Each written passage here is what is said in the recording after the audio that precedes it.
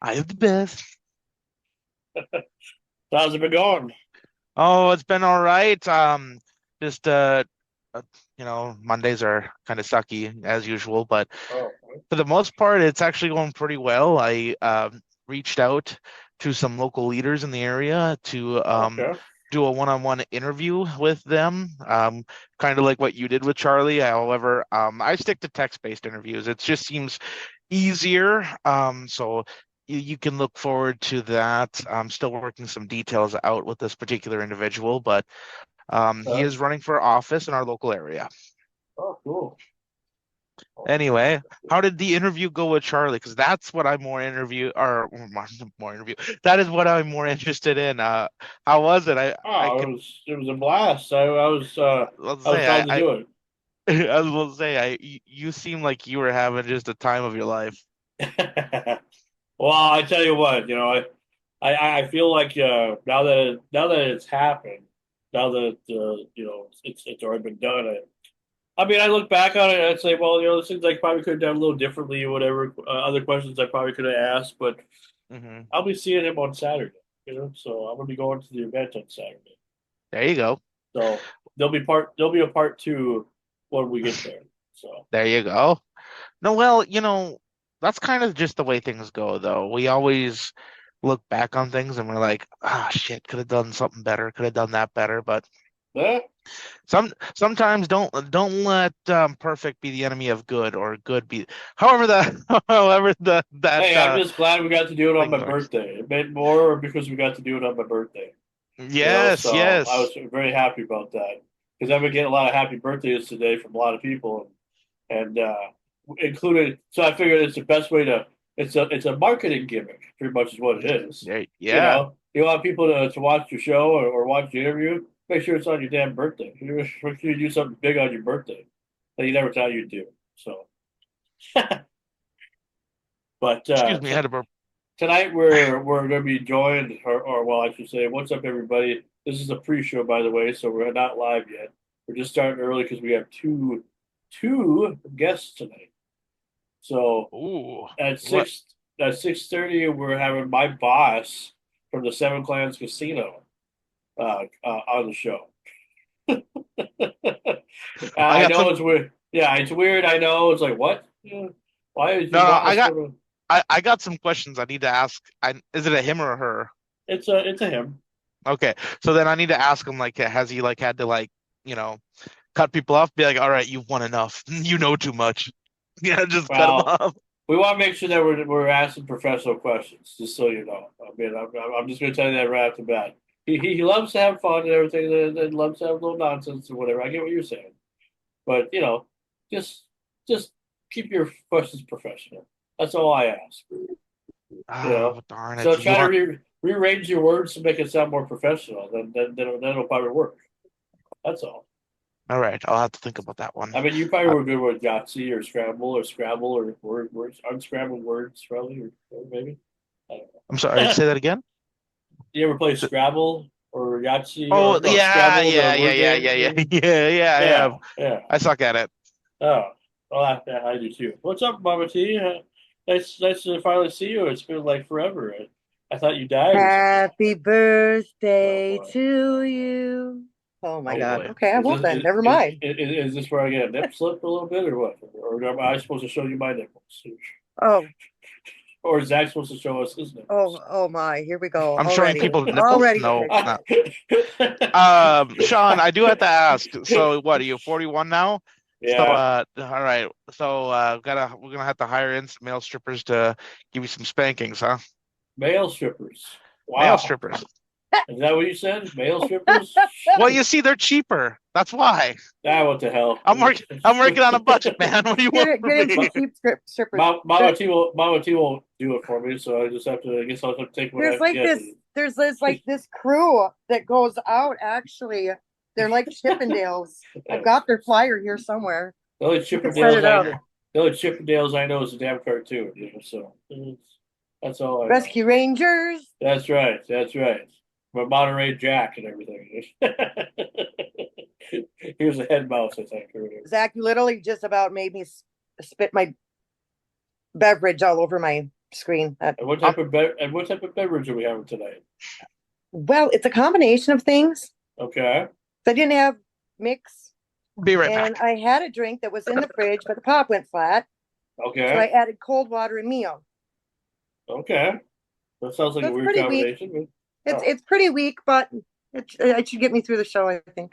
Because it's as sober as we can be. For my birthday. I don't know why, but for some reason I always feel like you make me want to drink. I don't know, dude. Oh, you make me want to do things too.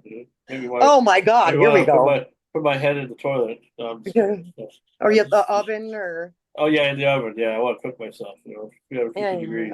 You want me to buy you a toaster for the bathtub for your birthday? I don't have a toaster. But I don't need it. Yeah, but do you have a bathtub toaster? Oh no. I don't eat toast in the bathroom.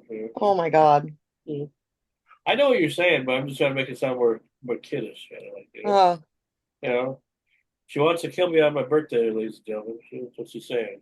I will electrocute it in time because it's Halloween coming up. Well, anyway, I hope you've been doing okay. I did watch your show yesterday and a little bit. I'm still a little puzzled by some things what you do on the show. I figured maybe I need to be your coach. I think when it comes what are you confused about? Well, I'm just like I feel like you kind of. I don't want to put you on the spot either, just because you got a good format. I mean, the idea of what you're doing is great. Because it's wonderful what's going on. I just feel like you get a little stir crazy a little bit sometimes. You know what I mean? I freeze up and I forget what to ask. You freeze up, yes. And it's not just your connection; it's actually just you. No, I know. That's why I've got all these flashcards in case I forget to. I know there's a lot of dead air. Yesterday was an off day, dude. You know what yesterday was? Well, it's a pre-recorded day. No, yesterday was the 2-month anniversary. Oh, so you celebrate every 29th? So I was kind of having a rough day yesterday. Oh, okay. And the pre-record was only because he was in Germany, and 5 p.m. would have been midnight for him. Sure. What time did you record the episode? 3 in the afternoon. 3:30. Yeah. Oh, okay. And what time would it have been then? And then my second guest got too drunk during the Vikings game. See that's what kind of pisses me off too a little bit. Well, I would be totally pissed if this happened to me all the time because it seems like it happens to you a lot. And again, I'm not trying to call you out or whatever because, like I said, you got a good idea. Your format's wonderful. People need to commit to you. If they're going to be on your show, you need to find out like 24 hours in advance to make sure they will be on your show. Well, what am I going to do? Charge them a fine for not showing up? Yes. I mean, that's embarrassing. I mean, this happened how many times ago? And that's why I like having Jeremy on, because if something like that does happen, he can just throw something in. Okay, if I can find out within an hour before the show that I'm not having a guest, or that the guest might not show up, now he knows how to grab something from before. Yes, but that's kind of the lazy person's way out. If you're trying to do a show and you want to bring new content to your viewers, you got to be committed. No, none of this laziness where we're just going to play an episode from last week or play it from last season. The season hasn't been a few months since that episode. What was I supposed to do? That dude didn't want to talk. I couldn't fucking talk to the talk about yourself then. Put yourself on the spot. Make yourself the star for the hour. He obviously couldn't talk about himself. You know what I mean, though. Yeah. Because I believe in you. I really have faith that your heart's in the right place as far as. You just think I'm lazy though. I was green too at one time, but I was hungry. I still am hungry. I should be like full, but I'm not. This is like this is what I want. I know what I want. I just haven't had much of a mojo for it lately. Okay. Well, I mean, whatever. I mean, I'm just trying to motivate you. Is all. I'm slowly getting up. I'm slowly standing back up, and yes, you are. The reason we played the episode we did was because that guy Steamer actually brought up ABIK. Oh, the first guest's business. okay. Yeah, that's why we picked that that interview. Oh, okay. So it wasn't just we just grabbed some random crappy interview So from you actually before. put It some. actually tied in. So you put some thought into it. Is what you're Yeah. trying to say. Okay, well that's fine. I mean, I'm looking out for your success is all. Because when you go to Grand Forks, I don't know how you're gonna. You have are you gonna be like, in your room, kind of like how you are now, just We're doing the show, or Well, we're gonna do one of those Kickstarters or a GoFundMe or something so I can get some better equipment, like a decent laptop and do you think that's gonna maybe a work? camera or Well, you something. better be having cancer or something, or getting in a car wreck so you get the money. That's the only way if everybody's gonna do that. Nobody's gonna give you free money. On a Kickstarter, they might if they like. We've got a good fan. We got a decent fan base. I mean, if we can get it out there Have enough. you seen the views of how many views you get? Every so often. Not once in a while, yeah. Some episodes way Yeah. more than others, but I'm only checking certain platforms, and I know it's on a bunch of other different platforms too. Oh, so What's up with? you got it on other things, other Yeah, platforms. Oh, okay, okay, everywhere. okay. It's everywhere. It's I just thought you had it iTunes. on Facebook and YouTube, but I guess it was No, okay, iTunes, Spotify, okay. um, Podbean, um, Amazon UK. Is that because of Best Source? Are they putting it on there for? No, that's what Jeremy's been doing from the Oh, start, okay, okay, all right, well, okay.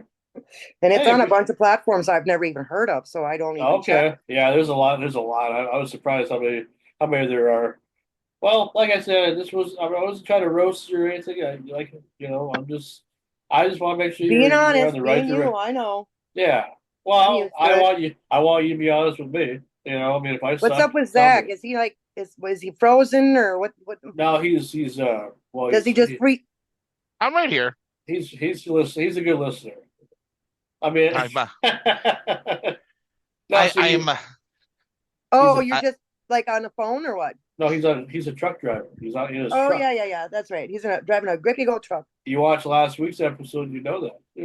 You could have joined I us. did, but not. But You had a headache or something. You missed yeah, out on the interview that you were looking forward to I being a know part of. I She would have was. loved to talk to you because that would have been your star moment right there. Oh Talk to Tracy because she was wonderful. yeah, I love Tracy. yeah. Like I'm really bummed that I missed that one. But Well, you're there in spirit. and then see the fibromyalgia. Sometimes it just kicks my ass, and the more stress I'm under. Well, eat more fiber, I guess. Yeah, you should see my fridge right now. Yeah, my fridge is that way too. I gotta go grocery shopping.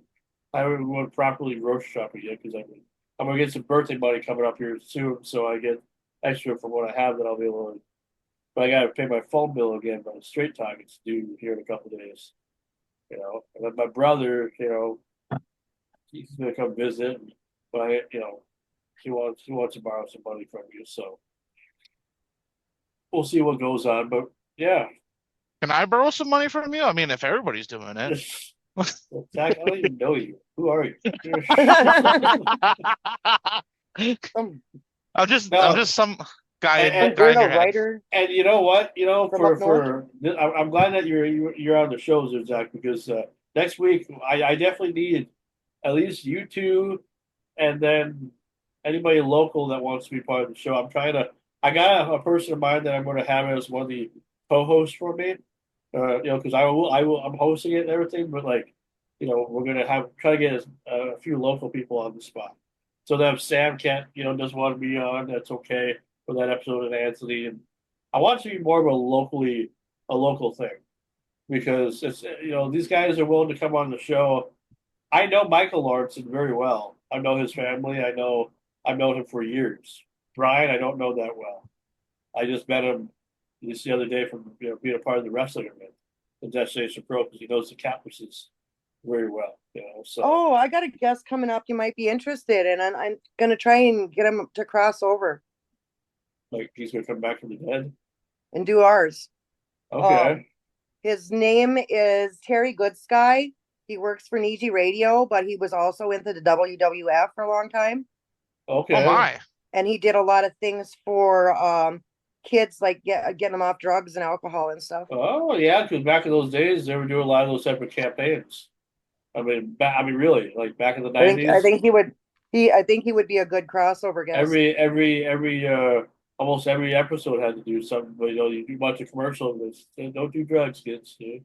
We got to get Mad Dog on for that episode. There's no hope. There's no hope Let with me look and goats. see. I've got him scheduled for October 13th at 5 p.m. on my show. Okay, what? Maybe I can get him for the 14th. How do you know him then? I mean, how do you know him? You can How tell do you me. think I know him? He runs a You- radio station. Okay, but like I've never heard of the guy, so I just Their like little Bobby. I actually okay. remembered. Did you I work with actually thought of this guy because do you work of with Charlie at all, or Charlie Thunder, or this is the reason I thought of having this guy on. oh KK? I found that in the cupboard and I was like, hey, wait a minute, don't I know a guy from there? Okay, so he's from like Minnesota, and he used to work with the WWF, the World He's still- Wrestling Federation, not the World Wildlife Foundation. Yep. Okay, just so we get the right thing. So when we interview him, it's like, yeah, like we're supposed to talk about panda bears or whatever and giraffes. He's actually got a belt. Oh, okay. Did he actually wrestle too, or Yeah. did he? Okay. Yeah, he was a wrestler. I don't know what his name was. Was he a I don't jobber? remember. Was he one of those? Was he a jobber? Like somebody who just been there to take a beating and lose and still get paid? Do you get a belt doing that? No. Typically, no. No. I just said he got a Okay. belt. Oh, okay. I mean, I'll do. He even brought it to the bar once. Pretty Okay. cool. I'll do some research on it. That's I mean that'll be fun. Terry That's it. Good Sky. Terry Look him up on Goodsky. Facebook. We'll have a good day with Good Sky. How's it going, Sam? We're talking about next week's show, by the way, because tonight we have two guests on, but we have my boss from the casino is coming on our show here in about an hour. That's why we're going early right now. We're not live yet. So we're still doing a pre-show, but Verdell Bulow, he's going to be on the show. He's the general manager for the Seven Clans Casino, and he's gonna, he has some stuff prepared that he wants to talk about since we rebroadcast on Grand Forks Best Stores. Yeah, that was a good interview, by the way. Well, thank you. I do my best work in the morning. That guy's funny. I was really hoping I could be part of that interview. I thought you meant we were having him on the show tonight, and I was like, oh, I got to get my mama my mama T. It's Taco Tuesday, kiddo. You want some tacos or some tortillas? Well, see, that's originally that's what we were going to do, but his agent said that nights don't work for him that much, so I had to do it during the day because Rob asked me. Rob Fairbanks, we have Res Reporter on tonight because we're still promoting the show, but Rob Fairbanks is going to be on our guest tonight. Res Reporter. I just saw him at the casino this weekend.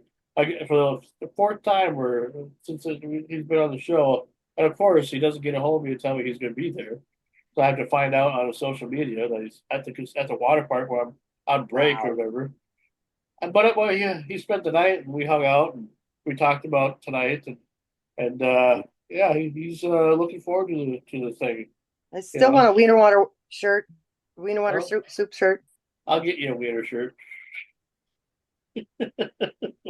Wiener water soup. Sambo makes not something out from under your pillow. Did I say it was actually be a real wiener? It could be a hot dog.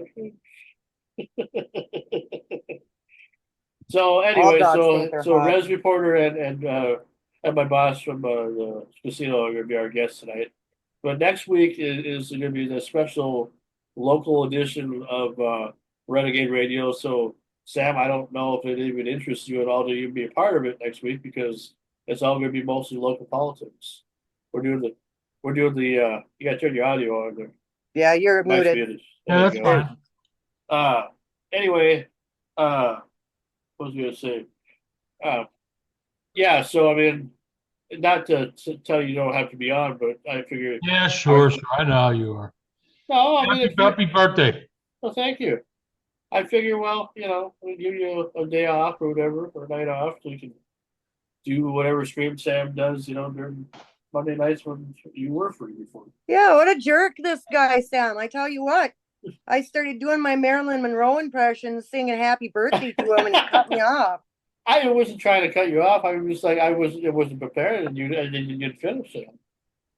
Then I started talking all dirty to you and stuff, Yeah, lucky I didn't finish the story the song. I said, where am I going to get a dip slip, or is that something I have? Jesus. Yeah. Right? Hey, I can't. And Sean's the guy who was telling me, like, hey, you got to be professional. Meanwhile, he's over here like, do I get my dick sucked? Yeah, as soon as all the rest of it shows up. When we're live, we're not live yet. When we're this is the pre-show. Anything can happen in the pre-show. Hey, I know. Didn't Bobby moon us once in the pre-show? Yeah, I can't be horny on the pre-show. Oh, I guess I should ask. I guess it's more normal if I'm on the show and you're horny, and than when I'm not. Well, I'm not going to be horny for anybody else. What the hell did I do?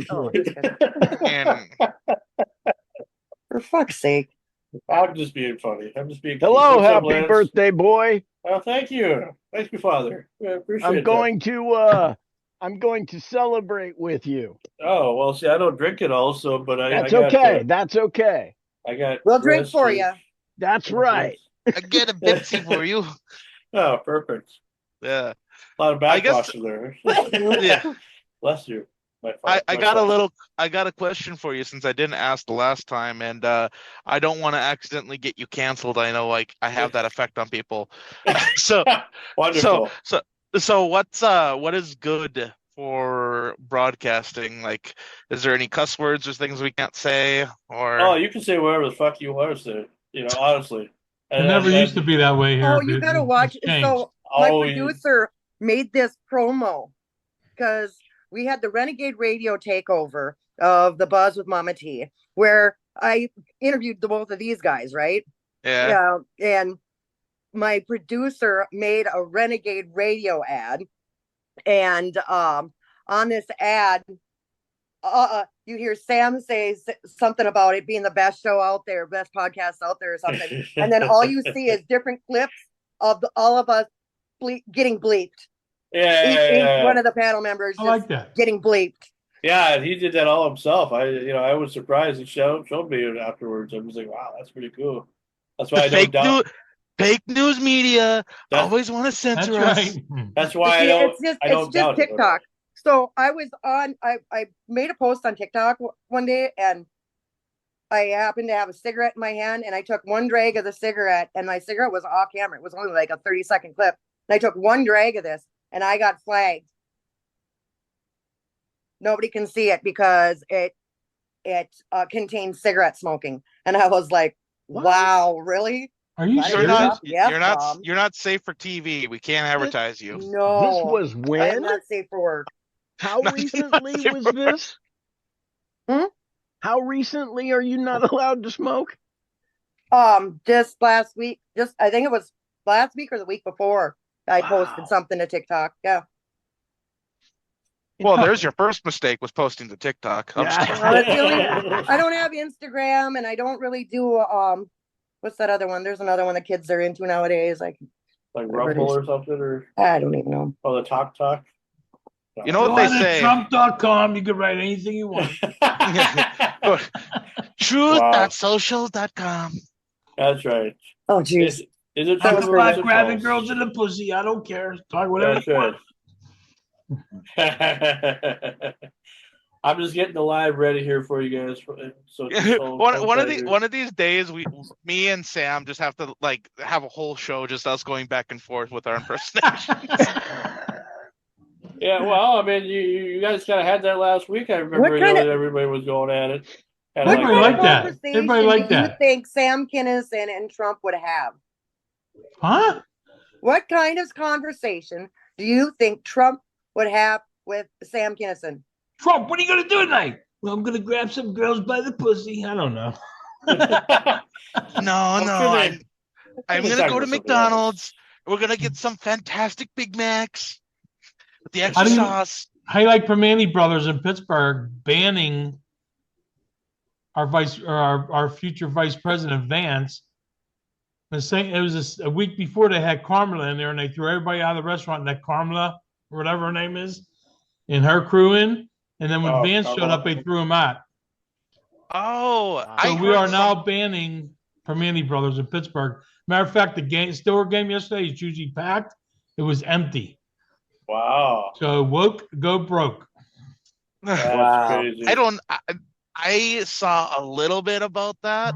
I saw that they put out like an official statement about how like they showed up unannounced and they had like a crew with them, but I don't know anything else much more besides that. So if they kick them out, then yeah, that's kind of a shitty thing. Like whether you agree with the people there or not, it's just kind of like, hey, they're paying customers. Yep. Well, I heard he ended up buying everybody's dinner in there and tipping the bartender yet. Jeez, that's pretty nice of him to do that. Yeah. I mean, that sucks, man. Yeah, that's being the bigger person there, I tell you. Huh? Oh, I gotta leave. Okay, well, I'll just pay for everybody's dinner and because he did that for I guess publicity on being our future vice president. You know, you can't blame him. I would have done the same thing. Yeah, I don't know. It's just weird. People are, the guys trying to be nice and everything. I don't think it's just to win votes. I think he just do it because he really. I mean, I've saw lots of videos of him, saying how much he really likes people. Maybe he wasn't a people person back in the day when he was just, living the way he lived. But now that he's been president, he's seen the good, the bad, and the ugly. So, Yeah, Dan O'Keefe even said, "Fuck Permane Brothers, they suck."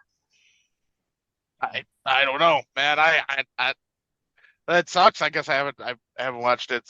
But if that happened, we don't have those separate restaurants in our area, as far as I know. Oh no! I wish I could see the comments. You're gonna have to keep us updated here, Sam. Yeah, no, it's hard. You give me a hard job tonight. Are you sending me the link there, birthday guy? Sure, I can send you the link. Absolutely. I just got. I sent it to Renegade Radio page right now. I'll send it to you next year. Oh,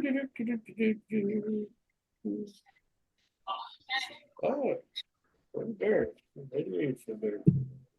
Okay, let's see. Well, I hope you guys enjoyed my interview. If you watched it, I don't know if you did or not. I'm sure, Lance, you haven't even watched it yet because I haven't sent you the link to the Charlotte. No. I'm not. Well, you always say that. I'm not trying to. I'm not. It's not because I didn't want to send you a link. I'm going to send you the link. Okay. I'm talking about the Charlie Berens interview I did earlier today. The Midwestern guy. Yeah, oh, you betcha. Oh, you betcha. Goddamn, you betcha. It's Well, then I would have loved to have seen it. Well, I'm sending it to you. I'm just trying to let everybody know, what they thought about it, or ask what they thought about it. Did you know that apparently he has a podcast? I forget who with it's called Belly Up or something like that. You betcha, I think. Or it's part of the You Betcha. It's part of the You Betcha crowd. The guys, his friend. His friend. What is it? His friend Miles is from Fargo, so it's not. He's not that far from us. He comes to Fargo all the time. Yeah, Fargo there. Yeah, Fargo. So there you go. There. That's the first one. Thanks, sir. You're welcome. And I'm going to send you. Can't watch it while you're on a show. I'm just getting this all done, then I'll focus on what I need to focus on. Do we need to claim Fargo as Midwestern? I feel can we like well, we're more cut north, that out? We're more north than they are. That's what I kind of find funny about it. It's like that's what I told Charlie. I said, your buddy is less north than we are. We're more north. Yeah, I'm heard. I wasn't asked to be on a show today. I'm a comedian. And you want a comedian on a show with a comedian? Well, we needed a good comedian, though. Oh, you ass! I see that picture. Wow! I didn't say that, by the way. That's his. That was a kick in my nuts. Thanks a lot, Zach. Yeah, I would never say fake truck drivers all are the same. Fake news. Fake news. Kono's illegal immigrants across the border. I know you're working for Carmeleo. You want that caramel? I got the snow Mexicans in the back of my truck. No, come on, we did that. You got to come up with Danielle, material now. Daniel, happy birthday to Sean. I went to high school with this legend. My legend. Is it Danielle? Danielle Legend. Danielle Bufflin. Yeah. Bufflin, yeah. I know it's hard to pronounce if you're not used to that pronunciation. Yeah, it's not by Fuglin. It's Bufflin. Yeah. I graduated second grade. What do you expect? Well, you should graduate high Holy school. buckets. Yeah, thanks, Danielle. I'd love to see that. You said you put me on some celebrity list, which I'm surprised that you did that for birthdays. You should send me the list or whatever. Send me a copy of it or send me a PDF of it or something. I'd love to see it. We need to get a full page spread of you in like a celebrity magazine then. Why? With the chest hair and the beard and everything. I have no chest hair. I guarantee you that. I barely have anything. My brother's more hairier than I am. Oh. Well, we might have this calendar going next door. So I was over at my friend's down the street, and was over there having a few drinks, and then I told him I was out of coffee grounds, and he said, "Well, you should come over to the shop. It's right across the street here. You should come over to the shop for coffee. We'll have the coffee ready by 7 o'clock." I was like, "Yeah, but then I'd have to get dressed." I mean, he's like, "No, you wouldn't." I'm like, "Oh my God, you want more business, not less business." And he starts laughing, and he said, "No, they'd be lined up around the street. We could start a calendar."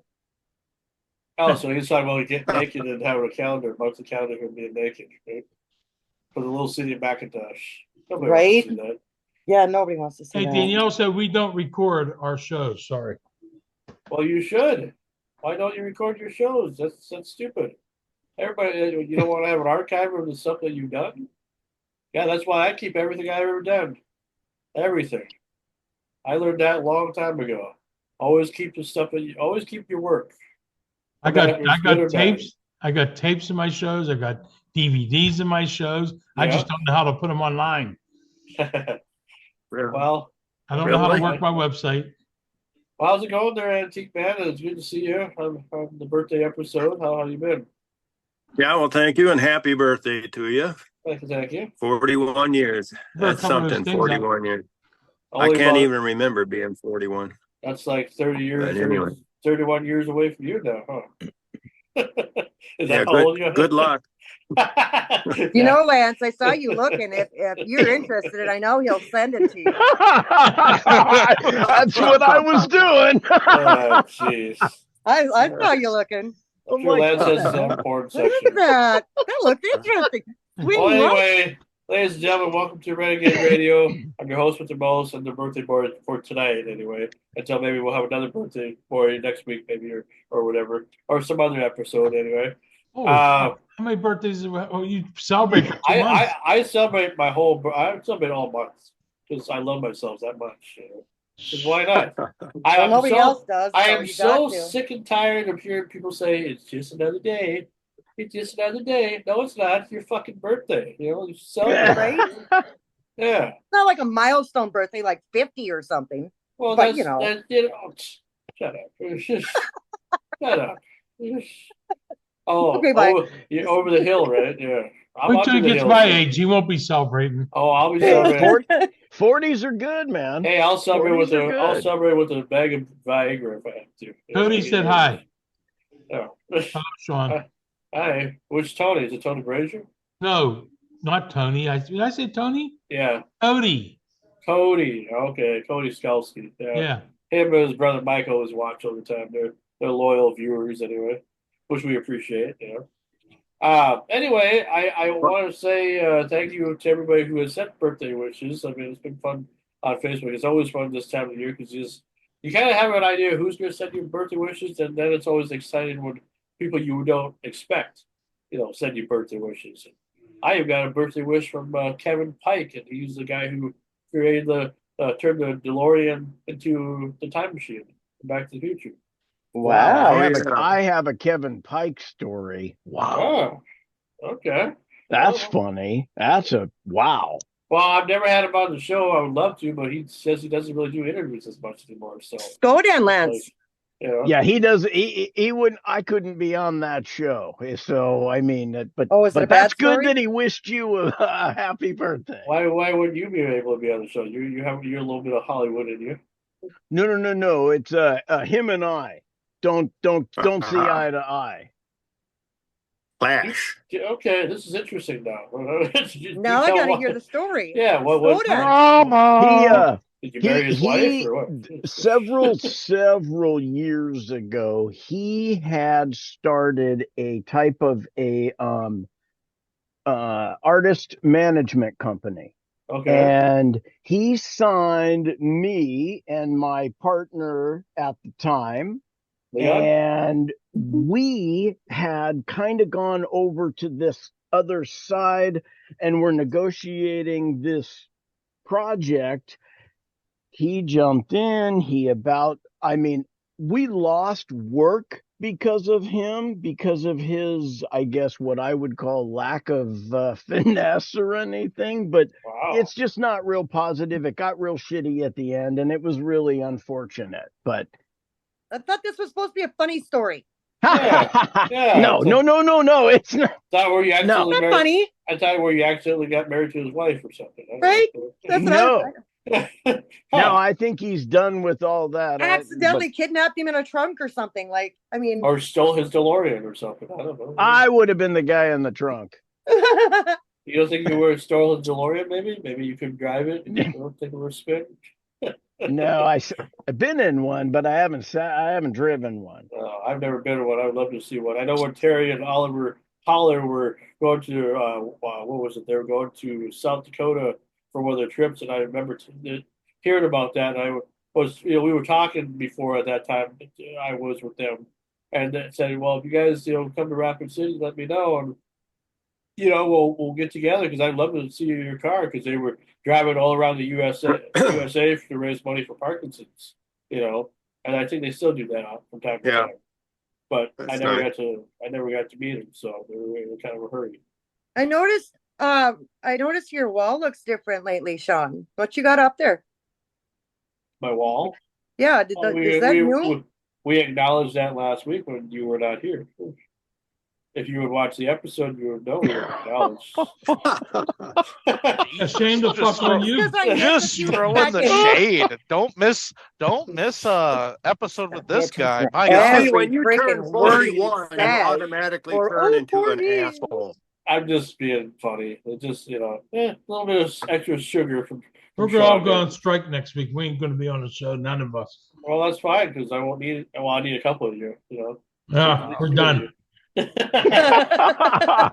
Well, anyway, yes, the wall. Yes, I added Sam's photo. If you probably noticed that right away. I still don't have a frame for it, but I will get a frame eventually. I know you had yours up before mine. So you want me to send you a frame? A high quality frame, made from Chinese people, like literally from Chinese hands and everything. Yeah. Anyway, and you know what they say about hands. Milk, lemonade, round the corner, fudge is made. So there you go. There's your poem for the day.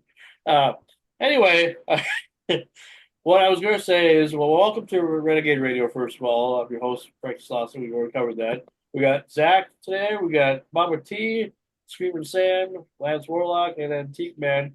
And it's probably, I don't know if Anthony's going to, he hasn't gotten a hold of me to say if he's going to show up. I did send him the link. So if he decides to make He's been hurting pretty bad. Okay. He fell or something and cut his leg open. Oh, again? no. Again? Oh, no. I mean, that was last week, I think, right? Yeah. Mm-hmm. Yeah, that's what he was saying. He was like, but something happened the other day, I guess, and he has to stay in bed for, I don't know. Oh, okay. Well, he might come on, though. You know him. I sent him the link anyway, because most of he always freaks out if we don't send him the link. So, I know. Our thoughts and prayers with him anyway. That's He'll be damned and condemned. Yeah, every show. Will someone send me the link? What are we talking about? Talking about Antique Man. We're talking about you, Antique Man, and your. Oh, okay. It's good. Yeah. It's all good. Anyway, and then we got Lance Warlock and we got Antique Man.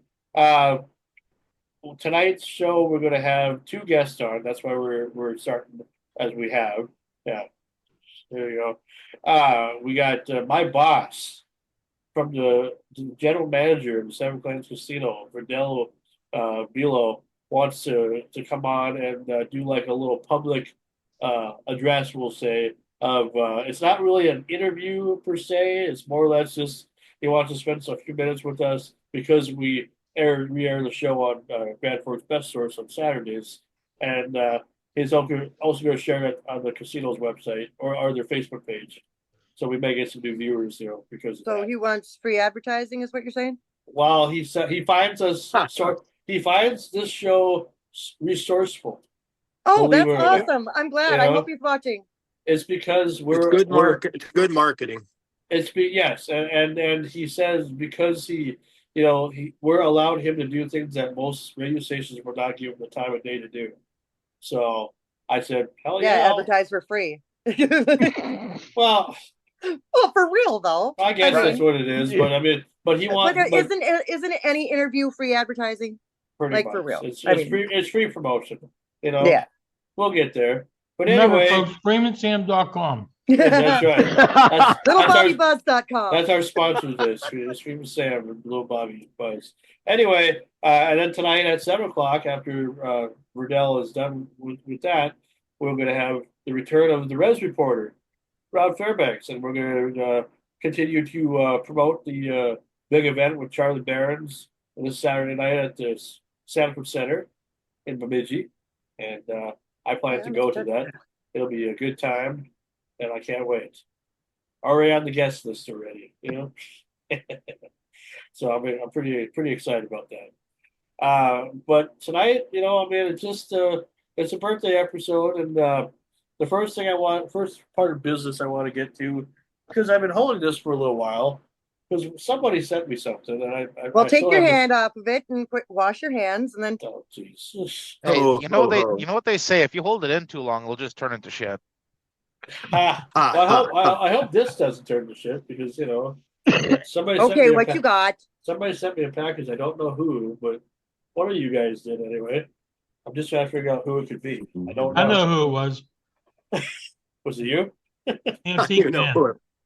No, no. I don't know. I mean, Mommy, she's always sent me weird packages in the mail all the time. Do you hear ticking? Well, one time I thought it was a dildo. Ticking, yeah. Oh, it's a watch. Yeah, tick, tick, tick, tick. Yeah. I know who sent it to me, and now I'm opening it up here. Let's see. It's from Lance. Lance sent it to me. He sent it to me in the mail, and he told me a week ago that he was going to do this, but I didn't know he was going to send me like pads, though, like tampons or whatever, diapers, Band-Aids. Oh God! I hope if that's diapers, you put it on. You demonstrate for us. That'd be great. Yeah, for real. I think that would show and tell. I think that would really throw in that comedy angle for the show that we really need, because I don't think we're funny enough. There's not enough shtick, I think. Not enough shtick. Well, let's get to the big part first. I see some other things in here too. Well, I know where we're not doing it. Well, it is something big, but not what you're thinking. Calm down. I definitely wasn't thinking that when you said big. Keep drinking your alcohol. Does it go? It's not gonna last though. Oh, geez. I severely misjudged how long that giant glass was gonna last. You brought me Bigfoot. Wow, this is actually pretty cool. Oh wow, yeah. How Pacific Northwest is that? Yeah, My brother would love that. That's awesome. That's funny. That is from the headquarters specifically. Yeah, it says Funko headquarters exclusive limited. Wow. My brother believes in the Bigfoot. Yeah, and it comes just like they all do with the when did they change all their addresses? Oh yeah, it's still on there. Wetmore Avenue, Everett, Washington. Well, I appreciate that, Lance. Thank you.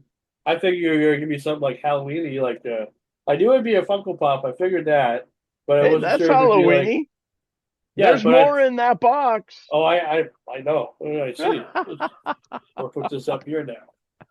He's like a little kid at Christmas. Oh wait. Well, I mean, it's the only gift that I've gotten so far, other than the stuff I bought myself this summer. You're never too old to receive gifts. I get excited my when wife says. I get excited when somebody buys me a coffee, man. Yeah, exactly. I was gonna say. Yeah, Funko bag. That's pretty cool. Yeah, those are very exclusive. You can't get those anywhere. Oh. Yeah, I gave you guys DVDs and never didn't get excited about that. I told him. I said, wait till we're on here. Once during the show. That's what I was giving Lance crap about. I can't show porn on my show here. Did you listen to the CD? I haven't done that part yet. I actually haven't. Now that you mention it. Now that maybe I was scared. I thought it was a DVD again. No, I thought maybe there was just going to be a bunch of moaning on there or something. No, it's a song that was written for me.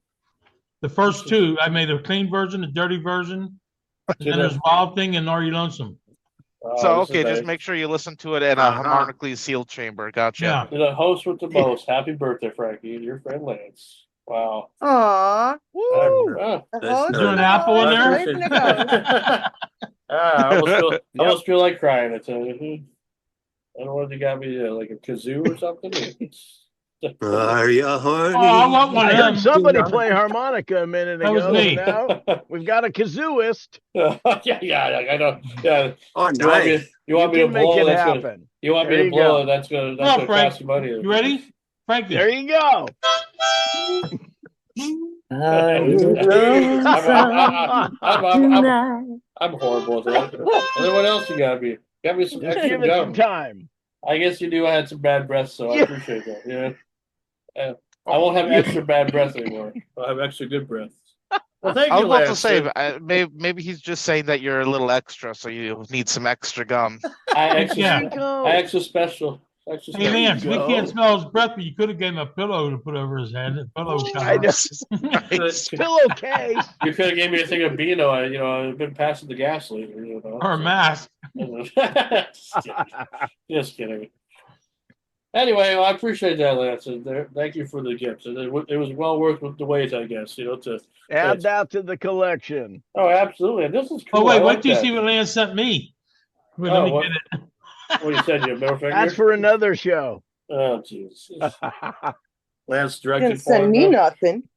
Even after my big long sob story about Daryl and Rick getting thrown away. Well, that's your fault. I told you I had two Funkos, Daryl and Rick from The Walking Dead, and my ex threw them away. Well, see, you're on the show with me, and you don't even pay attention to what I say. And he expects me to remember every freaking word from a show that I wasn't even on. But if I watched it back, then I could recall it. I've just started sending him the episodes now. This is the last couple of weeks. Beforehand, I never did. Anything to promote the show, I see. That's right. That's what we care about. Promotion. Yeah, but he has no. What do you think? He has no Facebook. Nothing. How can he promote our show? I think he probably uses his old Facebook from his Bradford days or Warlock and Bradford page. No. No. It allows me to open it and then just see very little. But okay, well, it's probably because the video, because I said it, for everybody, it's public. It's set to public, so anybody that's in public can look public. Well, I had a segment planned, and this is not going to be as long as the one that we had last week, because I apologize for making that almost a whole hour. It was actually a lot of fun, though. I enjoyed it. Well, this one's going to be a little bit different, because I figured this one we can all kind of relate to. Do we got to get our true and false cards out yet? No. Nothing. It's nothing true or false. It's actually, it has to do with food. It's a food segment. Oh, that's not a good idea for me right now. Why? Why not? It's fun. I'm excited to do it. And it's basically covering it's called the United States of Sandwiches.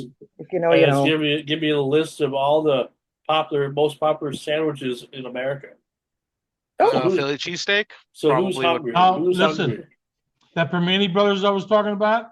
Yeah, that was our #1 sandwich in the state in Pittsburgh. Was that like a Philly cheesesteak though? No, it's like they get fresh Italian bread.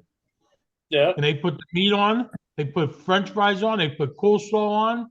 And they did this because they're in a strip district up in Pittsburgh. And when the truckers like Zach Hello. go into the place, they would ask the restaurant when they first opened, can you put everything on the sandwich so we can eat while we're driving? Yeah, sure. And that's how Permane Brothers became famous, but they suck. We really don't want to say their name on air.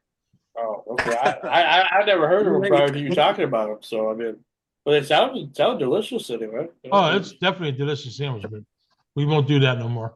Well, we won't. I won't. I mean, just to save time or whatever, I'm not going to name all the sandwiches or whatnot, but I will pick a few just from our states anyway, because and then maybe pick a couple after.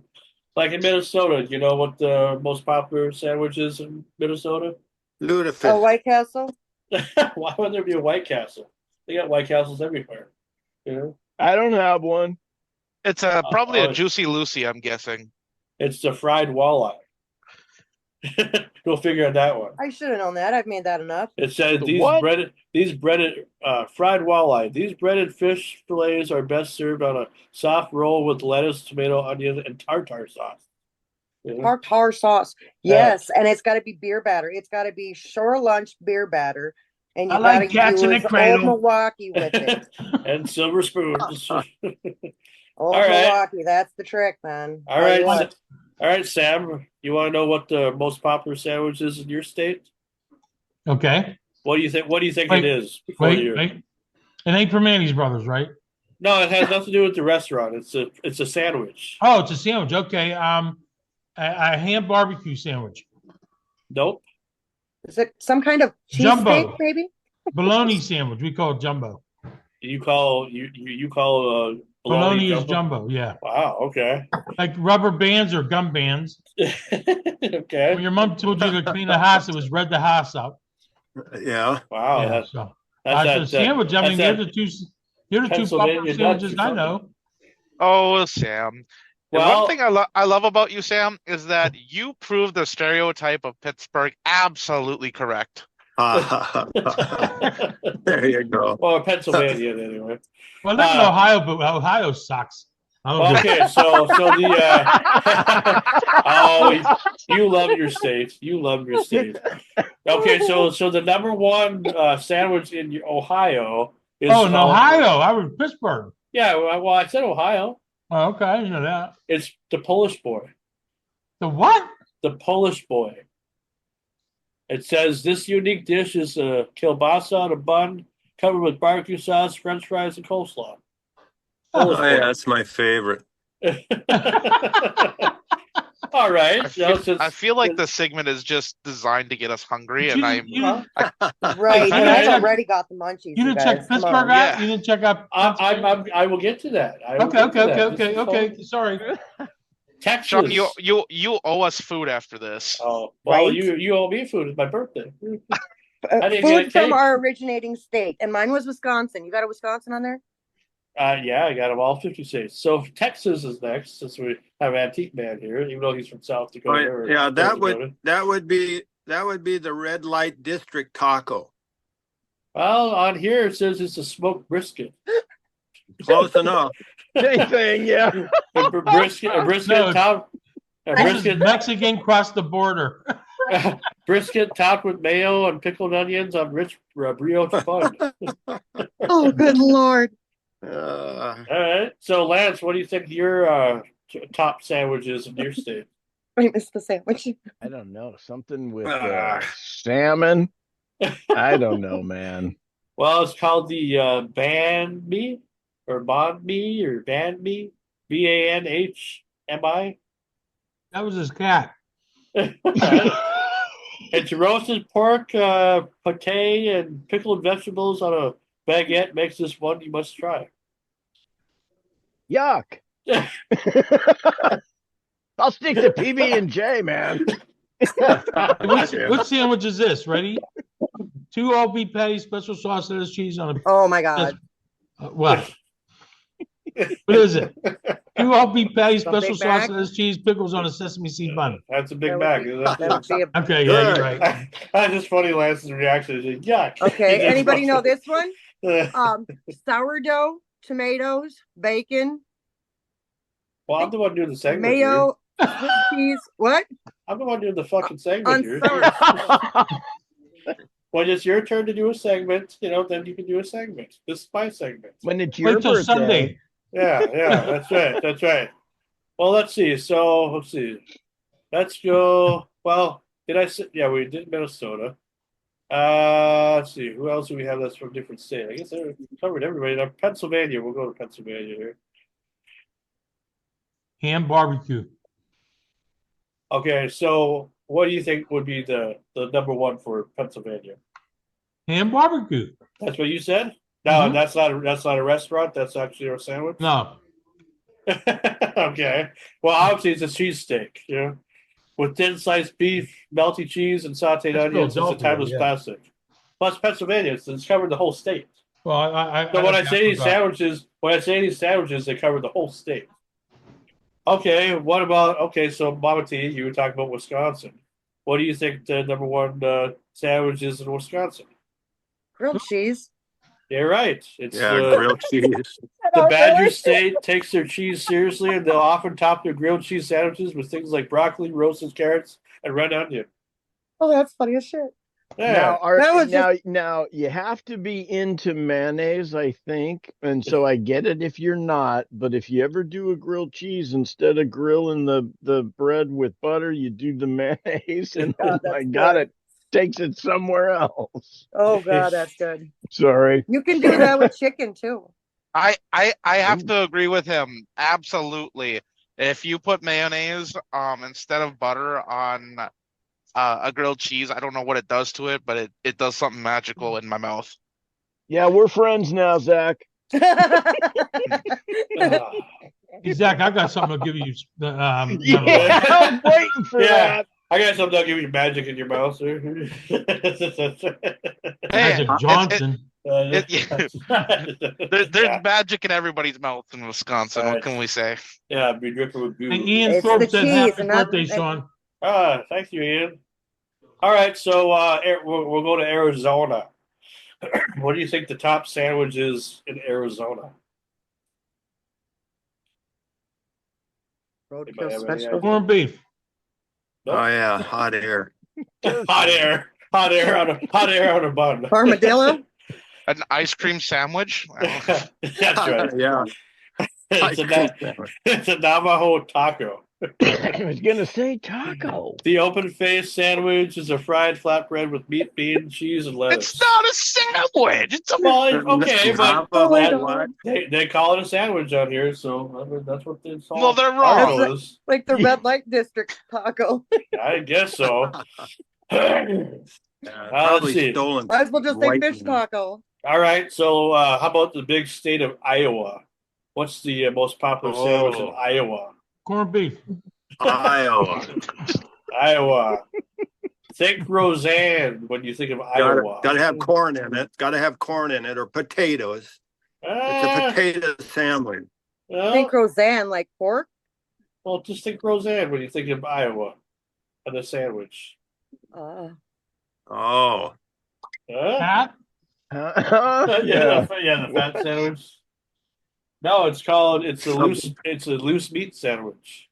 Oh, loose meat. Instead of sloppy Joe, you call it loose meat. It's actually different than a sloppy Joe, believe it or not. It's a different way of making it. Well, this one you put it's flavored ground beef, topped with sautéed onions, paprika, and cheese. Yeah, and sloppy Joes, you don't put all that stuff on sloppy Joes. You just put we could make sandwich talk X-rated, couldn't we? We're the only people that could do that. Oh, absolutely, absolutely. Did you know what it is in New York? The number one. Let me take a look here. Yeah, I see it, but you're probably gonna say something else. On. I think I lost volume. Oh, you're on. Where'd everybody go? I'm here. We're here. We hear you. We're here. You must have Verizon.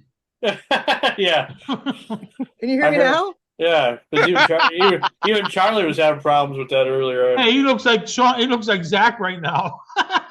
Oh, Jesus, is he having problems? Oh, wait, did he get like 30 years younger? Wow, must be some good he got skincare. frozen in time. All right, we'll go to let's frozen. see.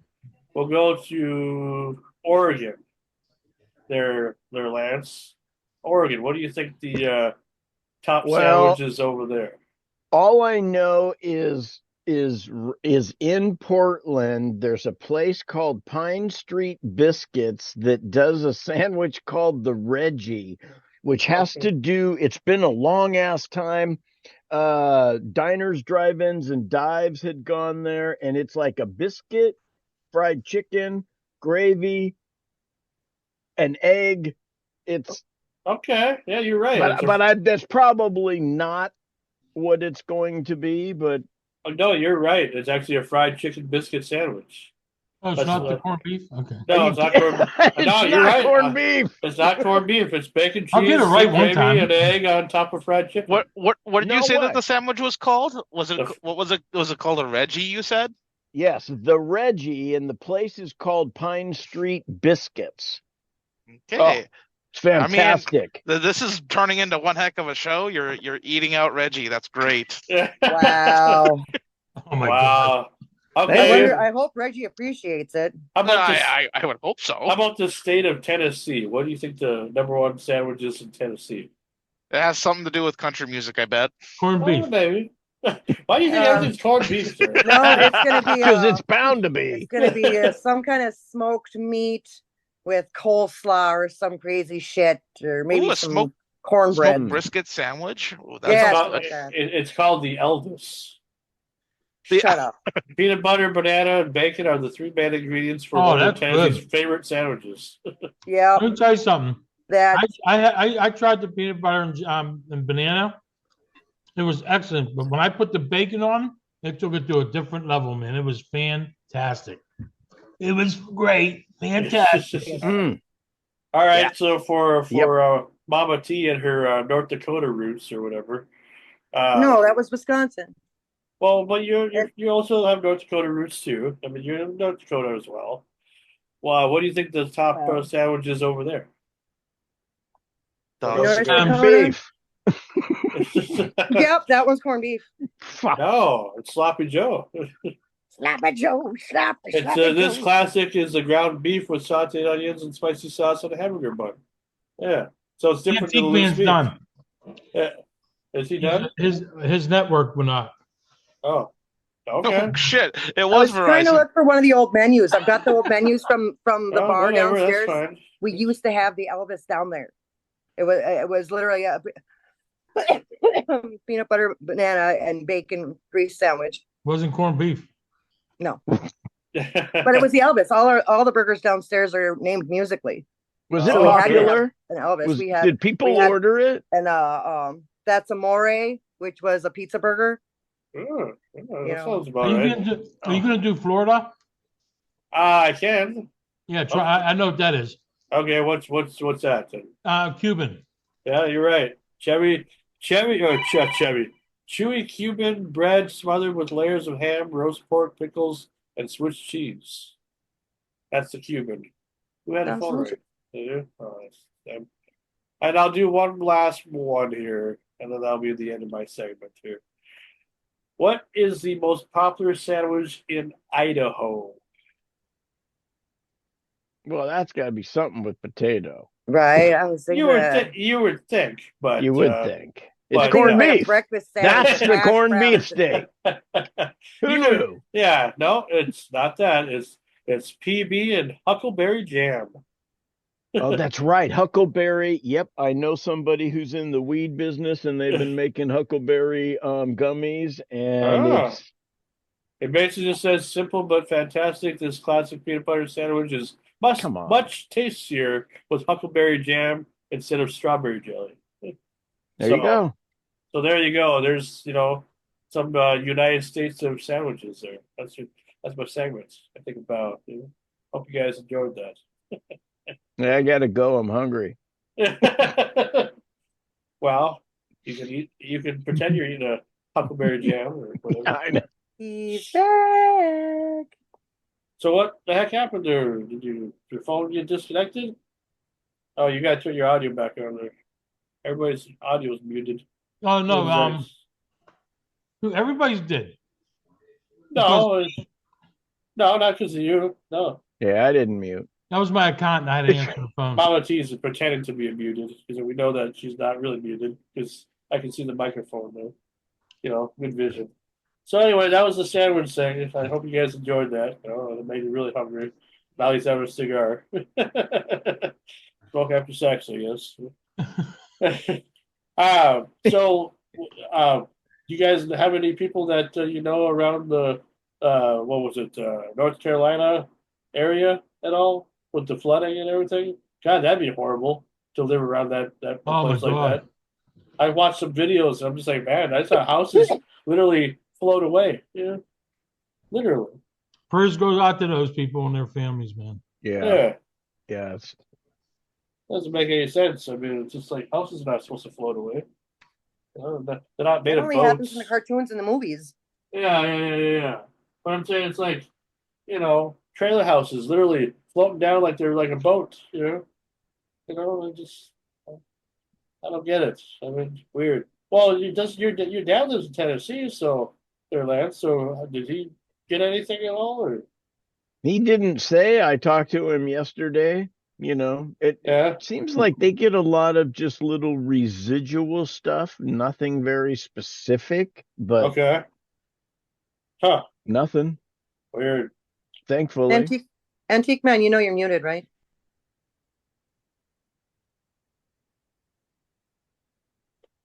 Yeah, you just gotta unmute your mic here. Hey, Ian Thorpe.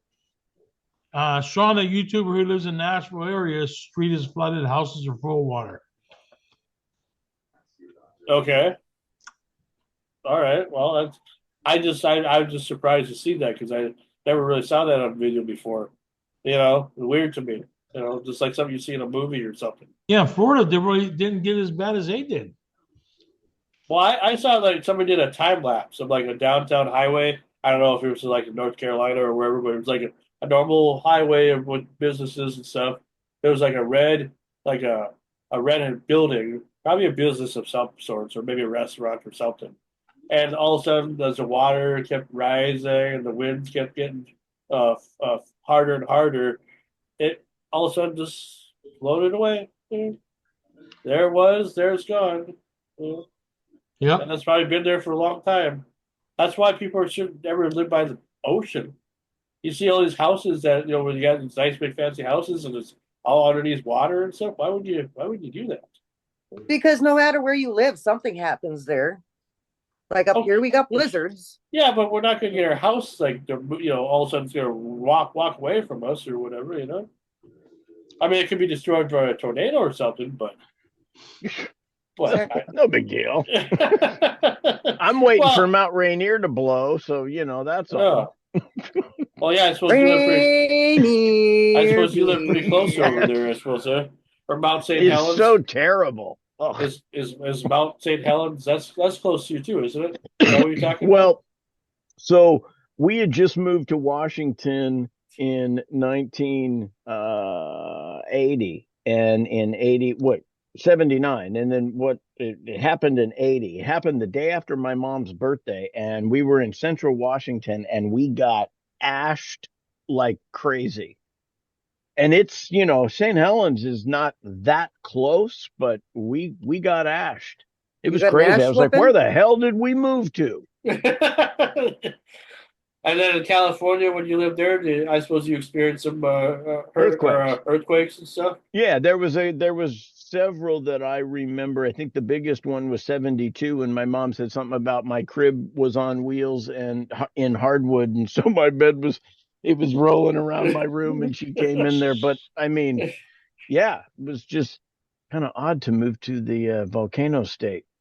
Yeah, it's kind of weird for me. I lived through those hurricanes down in Florida. That's terrible. And I moved up to Ohio on the snow belt.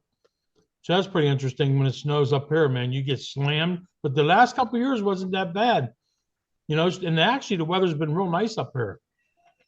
So I'm hoping we get nice weather this winter. Yeah. Not nice, I'm talking about. I don't mind 20, 30, 40, 50 degrees. I don't like below zero. Oh, I get what you're talking about. Yeah, a mild winter. Ian said that the hurricane went all the way up to Georgia. That wasn't what I wanted to tell you. Oh, forget. I can't find it.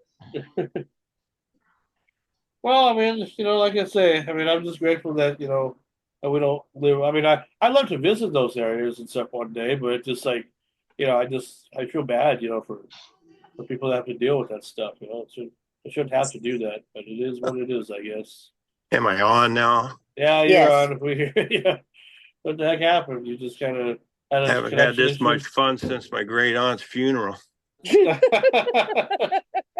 Or just like the internet just disconnected you or something? Or? She must have been a hell of a lady. All I wanted to do was tell you what the New York sandwich was. Okay. What is it? You can tell us. It's called the embezzlement sandwich. You open it up and there's nothing in it. Oh, You get bread. That's what you get. You get bread. Oh, And just so you know, I am not related to the New York. I was just going to say that. That's Eric's twin brother. Yeah. Oh God. No, it's okay. All right, go ahead. I'll be quiet now. We're still trying to figure out if that was you, the picture I sent you a couple weeks ago, with the dress and everything. But I don't want to overkill that. It could have been. I might have been stoned.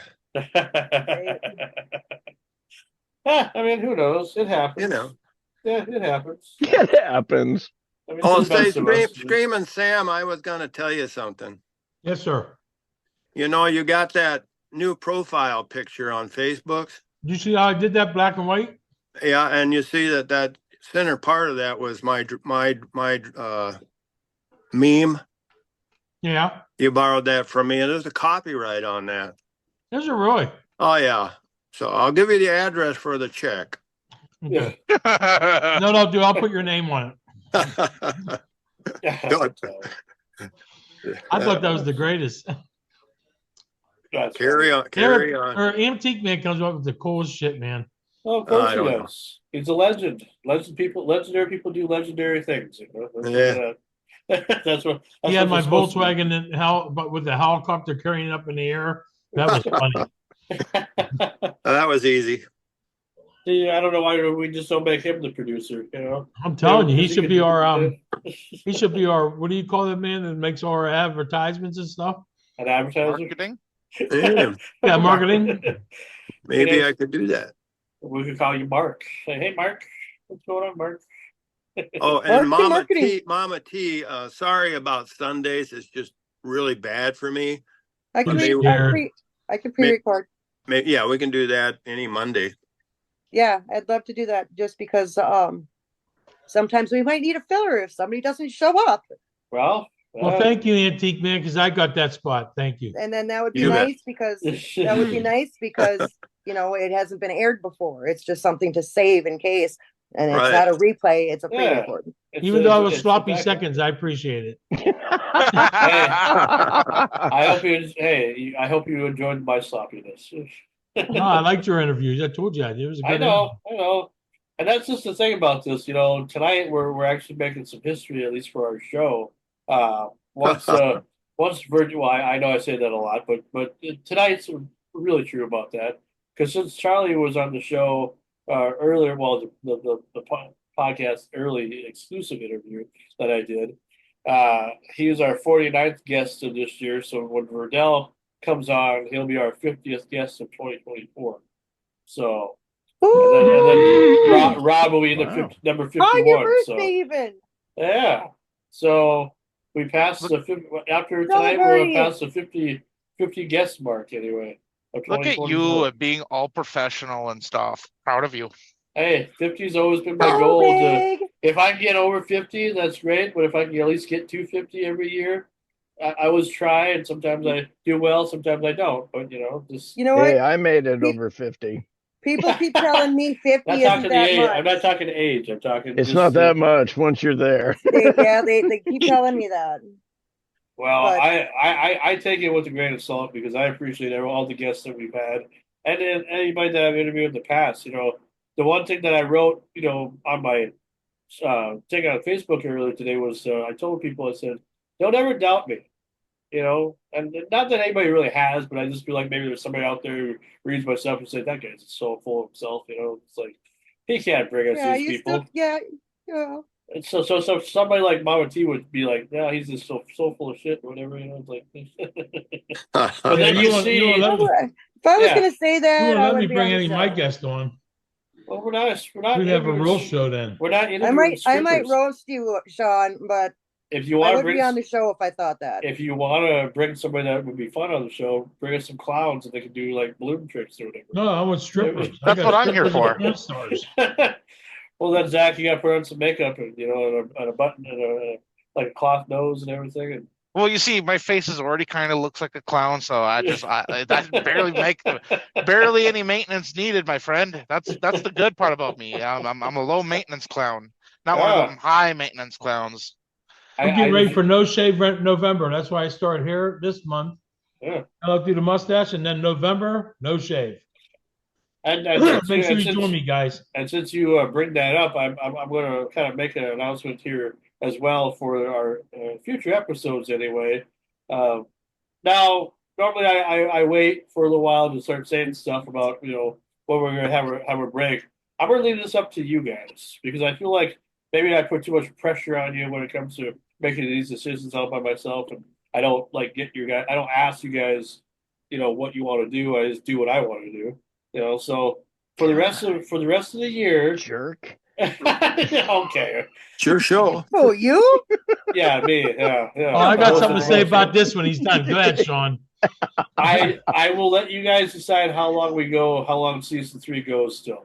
You either want to go until the end of no, I'm serious. Corned beef. That's what you said the last 2 seasons.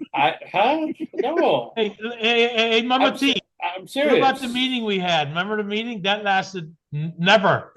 Yeah, what meeting? We've had lots of Who said that? Remember the meeting? We said our shows are too long and we should have only one has guest. Nothing to do with that. That's never lasted. Yeah, that's never going to change. Our show length is what it is, because of how big we become. Wait, would you just say? Oh, how long? Yeah. How long? Yeah, but you understand something, okay. Sean. Yeah. Before it was kind of aggravating, but it seems fun now. It seems. Yeah. I know you're having fun. I know everybody's having fun. We're just roasting you a little bit. Oh, my birthday. He can't take a joke. It's your birthday, It's your birthday. He can't take a joke. He can't. Look at all that. I know. He swings it back around.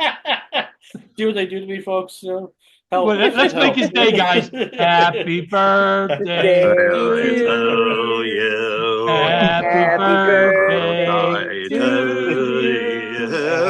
Happy birthday, dear Sean. Happy birthday to you. Now he's better. Wow. You guys are suckers. You're gonna get sued. Don't you know that's a copyrighted song? Wow. Oh, and here I I wish thought you I- were singing because you can't sing. Now I wish I had somebody to blow me. I mean, somebody a candle I could blow. Well, hey, Sean, if you can't have a cake, you might as well have a roast. Am I right? Yep. That's exactly. right. That's it. Yeah, that's And maybe you perfect. only have one candle to blow out, but you might have to blow it out. But yourself. I am serious about leaving it up to you guys because the only thing that I ask is that we that at least either we go until the end of November or we take a break after Halloween for 2 weeks and then we go until Christmas. Sam, the difference So, is I'll let you this guys one's decide. recorded. The other one wasn't. He's got to Oh. stick to it now. This one's recorded. Well, Yeah, they've all no. been recorded. They've all been recorded. Every No, our decision meeting ever made wasn't. recorded. Of course Our- not. I know it That was wasn't. just a meeting. That was just a meeting. Nobody wants to see that.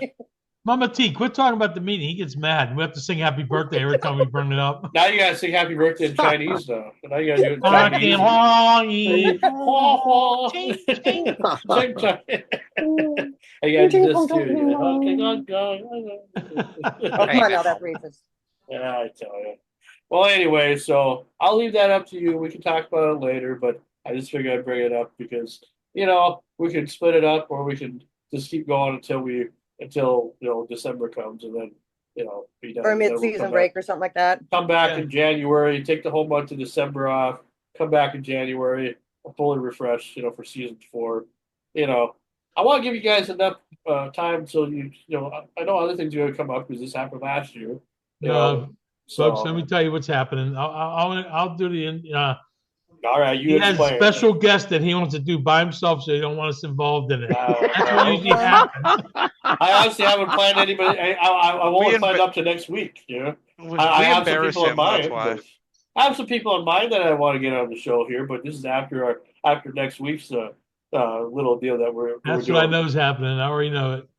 Well, there might be, but I don't. I got thrown under the bus for next week. I just. What's next week? Next week is the. You're not invited, Lance. Apparently not. Everybody's invited. I mean, if you want, I let you guys have the option of if you want to be part of, Make it easy there, Sean, too. Your kids over. Look how frustrated he's getting. Okay, happy birthday. One more time. Happy birthday to you. All right. Man, you're really going to bankrupt this guy. We have no budget anyway, so what the hell? Yeah, well, thank you. I appreciate that. So much. There's another lawsuit. We wouldn't roast you if we didn't love you.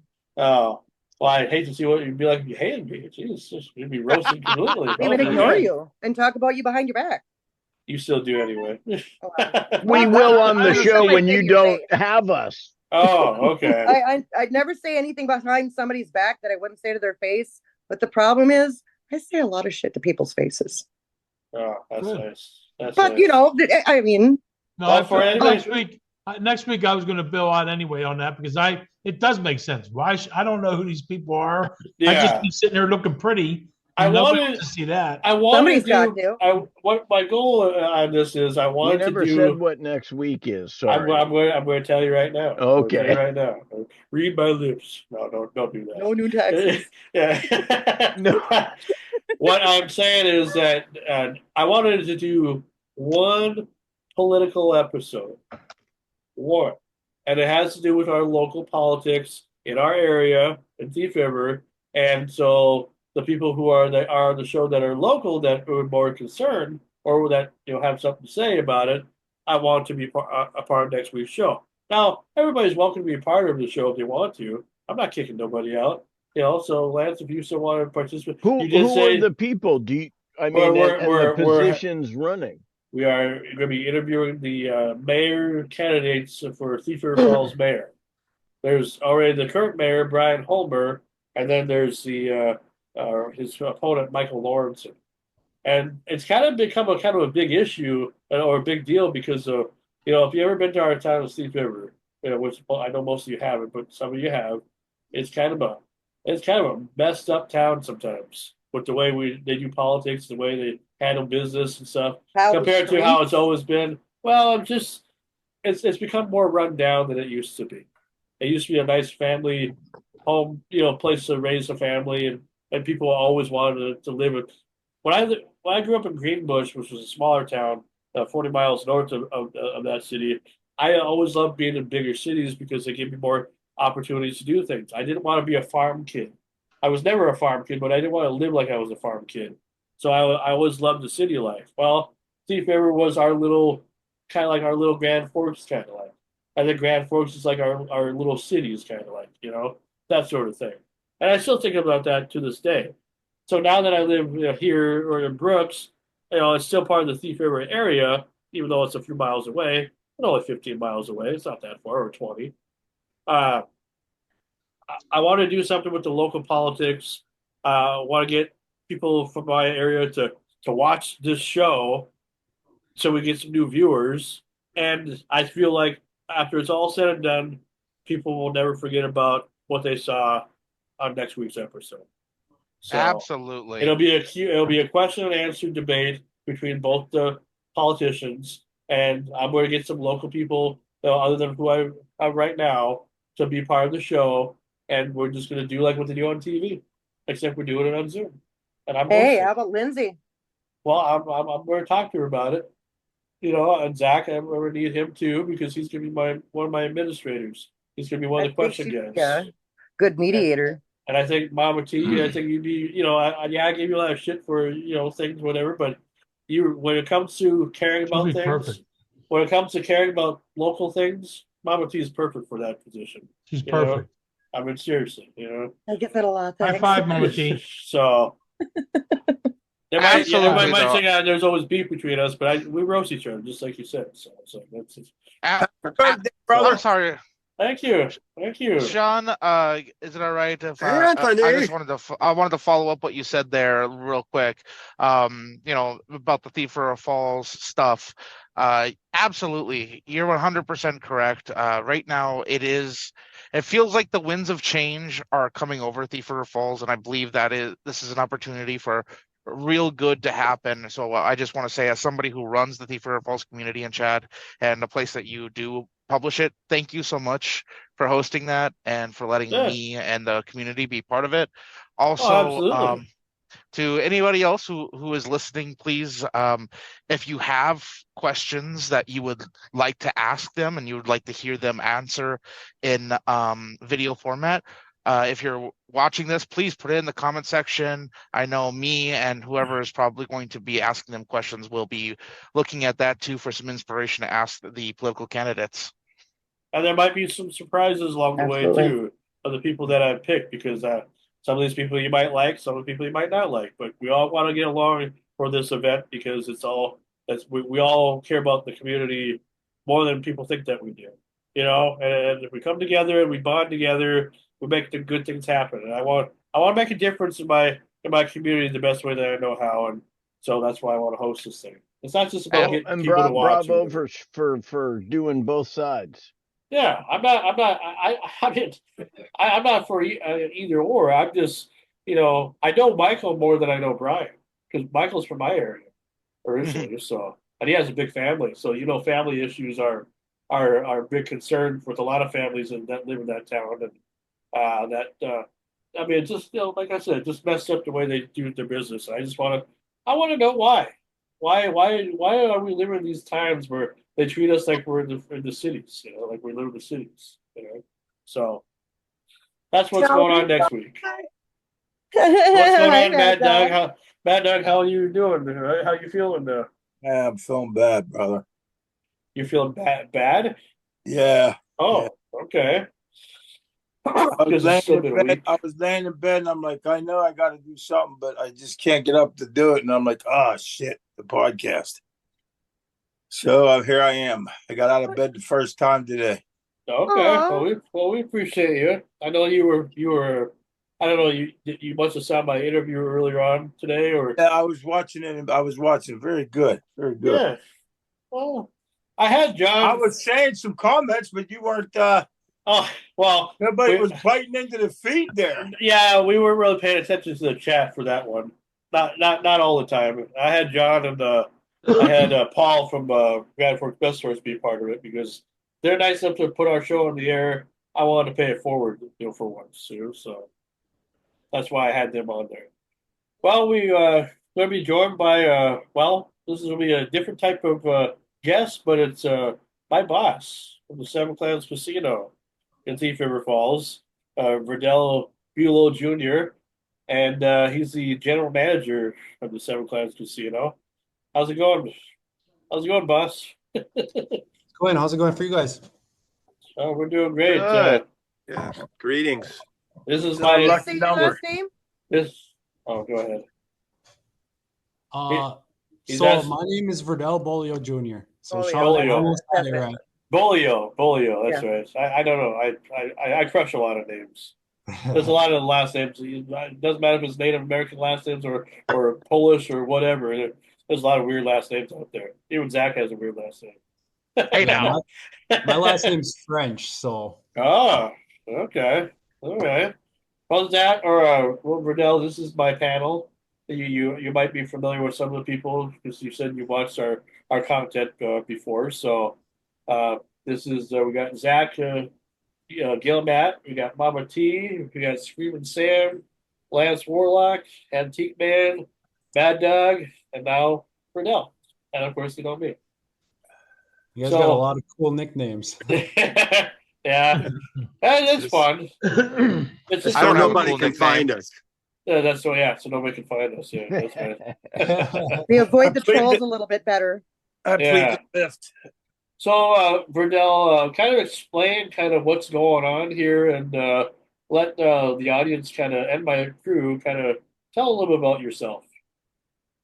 Okay. So yeah, I wanted to just kind of take this opportunity to kind of like introduce myself, and if it's received well, if it goes good, I would like to try to come back for a later episode and kind of dive in on like operations, maybe, non-gaming and gaming, I don't know if Sean talks about much about work in this environment. Never at all.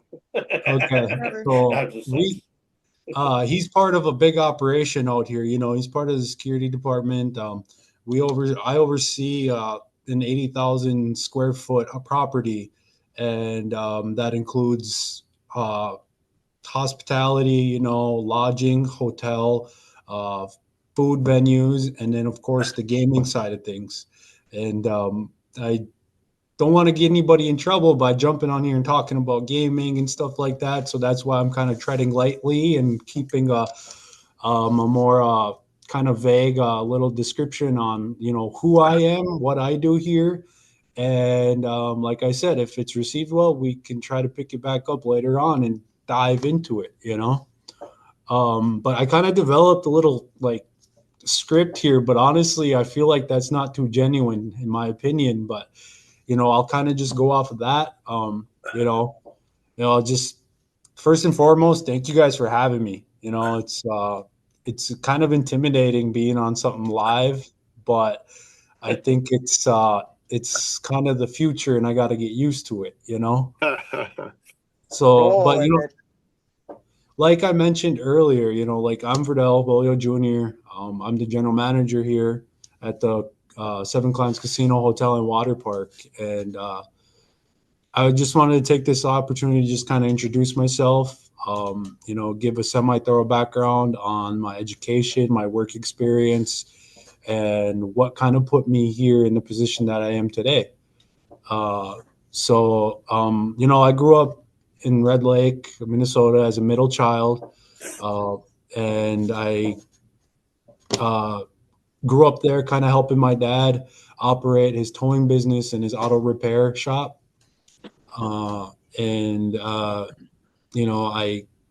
also an enrolled member of the Red Lake Band. And, for that reason, or, where I came up from, that kind of gives me the opportunity or the experience to kind of face the same challenges that our frontline workers have here. Sean can attest that, there's a lot of stuff going on, and there's a lot of people that just can't make it to work sometimes. And, it just kind of helps me better understand certain situations and that others may not, or just choose not to understand. So, it's kind of beneficial to the frontline staff to an extent.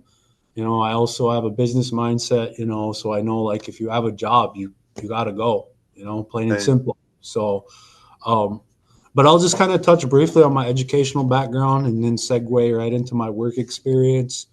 As you guys can see, I'm pretty young to be holding the position that I hold. I oversee like 27 direct reports, and every single one of them are older than me by at least 10 years. So it's. How old are you? How old are you, Vidal? I'm 30 years old. I just turned 30 on September 16th, so a couple weeks ago. Oh, happy birthday! Wow. Thanks, appreciate it.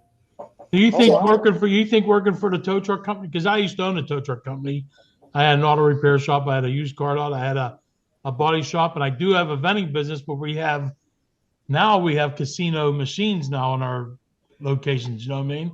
Like our bars and stuff, and like all the gas stations. Do you think the towing job helped you be what you are today? I mean, do you think that it helped you become a manager or whatever you do? Well, yeah and no. Like, so the gaming side, I had no experience there, but what it taught me was work ethic, you know? Right. And what it taught you is get the hell away from my dad, because I know I worked with my father too. When I told my boss one day, I said, I did not get into gaming for the money. And the face she made, it was so hilarious. I was, like I would get paid $90 an hour to tow cars. But then also one day my dad told me, he said, I pay you that much because every tow you go on could be your last tow, you know? I've done it. Yep. And, you know, and he would do the same thing. He would come through and just tell us, you know, yeah, I'm going on a tow, you know, and it's going to be over here and over here. If you don't hear from me in a few hours, you know, come look for me. You know, this was before cell phones. This was before all that stuff, you know, and because he's right, man. You're on side the road. You're busy, you know, and you could get taken out by another vehicle that's not paying attention. I had friends die, man, on the road. It happens. You know, chains break and snap through windows. Shit happens. Oh yeah, that's happened too. A cable snapped, and I'm like, now I know not to stand there again. You know? It's important. This is serious for people out there who don't know. Any kind of cars with mercy flashes on, whatever, on the right hand side, you always go in the left lane because I see people, they fly by you guys, and I know the feeling when you're out there hooking up a car in the middle of the night or whatever, anytime during rush hour. You got to move over for our tow truck drivers and everybody else. State cops are real hot on that now. If you don't try to get into the left-hand lane, they'll tag you, and they should. Yeah, they should. It shouldn't even be a warning. Right. Well, so I did that a lot, like in my adolescence. So thankfully, I was like assigned tolls on the reservation, you know, but then too, a lot of people don't have like a license on the reservation, and they don't have that etiquette that we're talking about, you know. So it kind of just added to the stress, you know, the situation, the seriousness of the situation. But when my dad was telling me that, you know, and I got a little older, I got my son in the picture now. I just refuse to do towing now. You know, just like he would ask me if he's out of town, hey, can you go handle this tow? I refuse now, you know, just because of the threat and the, you know, it's too much for me, you know. So kind of like being a cop in New York. Yeah, that might be a little bit more dangerous, but you know, I just hit that little speech he had for me. I was like, oh man, I don't know if I'm doing the right thing, you know. But all together, like all in all, it taught me work ethic, you know. You get called all hours of the night, and you chuck that up as the job, you know. And that kind of is the same thing here as, you know, we're a 24-hour business. We're a 24-hour industry, and anything can happen at any time, you know. So I don't really take it personal. I don't take it like to where, no, I get to shut my phone off because I'm at home with my family. That's part of the job. You got to get called in when you have to, you know. And so that kind of just taught me work ethic. It taught me that mindset that you usually don't really have a day off. You know, if you're running a 24-hour business, you are working 24 hours a day, you know. So so, but yeah, back to my little spiel here about, you know, my education and stuff like that. So I kind of went to school off the reservation. I went to school at Clearbrook-Gonvick in Clearbrook, Minnesota. That's where I graduated from there in 2013. And then I marched right on into college for criminal justice. And I quickly learned that that wasn't for me. You know, it was kind of scary, the videos they were showing me and stuff like that. And then the pay that they were getting each year, I'm like, I can't go risk my life again for less money now, you know? Right. So yeah, it you know, that's where I started. I wanted to be a cop. I wanted to be, you know, whatever you have you on the reservation. And I just realized quickly that it wasn't worth it, you know? So I took a break from that. I was working here at the casino at the time. And I transferred over to Leech Lake Tribal College, and I was just there for my lib ed, you know, those are my basics. Graduated with as valedictorian there in 2017, and quickly enrolled at Bemidji State University in the business administration program there. I emphasized in entrepreneurship and management. I graduated with honors there in 2019. Good for you. Thank you. But that was just before the pandemic. So when I was supposed to be walking and getting my degree, it was full blown shutdown. Oh. And I have a battle to pick with COVID because it deprived me of probably the most monumental day of my life. You know, it didn't feel real. I got my degree in the mail weeks later, and I was like, it didn't feel real. Didn't feel. Yeah, that's not right. My son graduated high school at that same time, and they had to march 20 feet apart with one kid on the stage at a time with the person and they all had to wear masks, and there was only a certain spot we could take. I mean, it was crazy. Yeah, well, at least he got to walk. Our just got canceled. Everything got canceled, and it was just like, I don't know. It wasn't fun, you know. And like I said, I got that in the mail like some weeks later, and I was just like, oh, there's the piece of paper, you know, like, but you know, nonetheless, I appreciate the experience I got there. You know, while I was going to school there, you know, I was introduced to a lot of business concepts. You know, I was introduced to like HR, and the worst thing I ever encountered, which was accounting. So I had to learn all that stuff while I was still kind of figuring life out, you know? So, but, you know, and then I took a break from my education and just worked for a while there. And I think during that time, we had our son. My son Colson, he's a pandemic baby.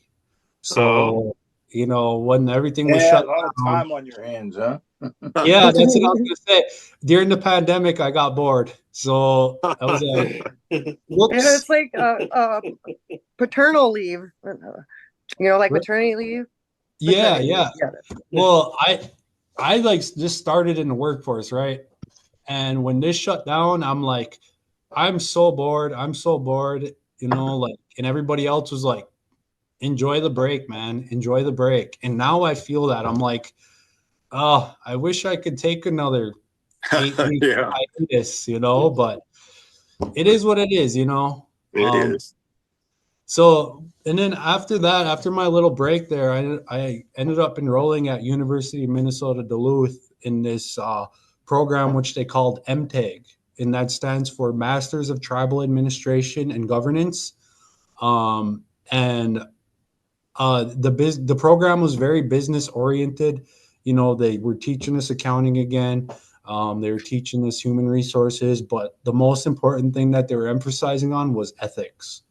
For probably reasons that I don't know, but you know, every single semester I had an ethics class, and it taught me to like better understand the people I'm going to be working with. And when I tell people that that's what I got a master's degree in, they're kind of just like, why? But you know, Sean can attest to this, that like a lot of our workforce here are tribal members, and it helped me understand and put me in a kind of a like a area that I could understand these people in an educational sense. Like I grew up doing all this stuff that they had to do, but as well I needed a reminder, you know. So it was nice, but at the same time, it was kind of like, well, duh, you know, like if you either have ethics or you don't. You can't be taught that kind of stuff, you know? And I was kind of annoyed with that, but at the same time, I was this deep in the program. I needed to finish it out. If I transferred stuff over, it'd be a later graduation date. And I was telling Sean earlier that a big goal of mine was to get my master's degree before I was 30 years old, which I did. And I'm very proud of that feat. Thank you. Thank you. You're a smart cookie. Thank you. Thank you. So I just graduated this past May, and I graduated from that program with honors as well. So, you know, I take that with pride, and I was always taught, you know, if you're going to do something, do it right, you know? So that's kind of where I was just like, you know, let's do this and get straight A's, you know? And It's all said and done. I don't see myself going back to school anytime soon. This job will keep me very much busy, for the years to come. Plus my son, he's 3 years old right now. I gotta wait till he gets too cool for mom and dad, and I'll probably end up going back to school then. So like when he's like 13? Yeah. Yep. And it's probably going to happen quick, because the other day he was playing with kids outside and I kept calling him in. I'm like, Colson, come on, come on. He was trying to act too cool for me already at 3 years old. So yeah, it's already happening, but I'm not ready to go back to school yet. So, but my work experience in gaming, it started when I was 16 years old. I started as a lifeguard here in the water park. And I worked summers, I worked the weekends when I was in high school. And then as soon as I was old enough to transfer out, which was 18 years old, I went into the kitchen. And I'll be honest, that was the worst, worst mistake of my life, because what it takes to be a line cook, especially at this kind of property where you have 600 people like intermingling at once, that was a very daunting job. Like I have so much respect for those line cooks now, as the main boss of this entire property. If they come to me with a problem, I'm like, you got it. You need a solution, you got it, because I've worked that job. I know what it's like, and I respect them very, very much for what they do. After 18 months in the kitchen, I transferred out. I worked what they call ground maintenance, where I cut grass during the summertime. I plowed snow during the winter time. But then at the time, we were responsible for putting up this big giant tent. I don't know, Sean, if you remember that, but oh, I do. Yeah, it was a huge tent, about like 40,000 square feet, if you would. I'm just kind of eyeballing that, but it was a big tent. It was really big. Yeah, it was. And it took 10 days to build. And then it took another 10 days to bring down, But, and then we were in charge of like setting up and breaking down all these events that the site was holding at the time. And, that kind of, again, helped me understand what role they play. Say I said, well, we're going to do 3 concerts a summer. I would never do that to my maintenance crew, because they would be literally breaking down, setting up all summer long, when they're supposed to be reacting to facility problems, cutting grass, making sure our property looks nice. So I know, like, I have the say in that, well, we can get 1 concert done because it's doable, but it's just the experience I gained, or I've have to get to me to where I'm at. It's still here with me today. Those memories are still here with me today. And now that I'm the ultimate decision maker of the site, I keep that there, and I'm like, okay, well, I can't do that to my maintenance crew. I'm going to give them an impossible task to do, and I'm going to get on them if they don't get it done. So to avoid that, I know better now, So, and then I took a break after that, went back home, worked with my dad. And then in 2016, that was when my true gaming experience started. I was hired as a frontline cashier at the Red Lake site, which is a much smaller casino than this one. And I was that guy that you see at the cashier window, and they come walking up to me, and I help them with whatever they need, whether it's cash advance, cash your Tito ticket, whatever it may be, and I would have to process like jackpot paperwork and pay out jackpots and stuff like that. So I got like a really good feel for the gaming side of things and what happens down there on the casino floor. And sorry, I kind of lost my spot here. And I was like very shortly promoted to the vault supervisor over there, which I overseen the vault.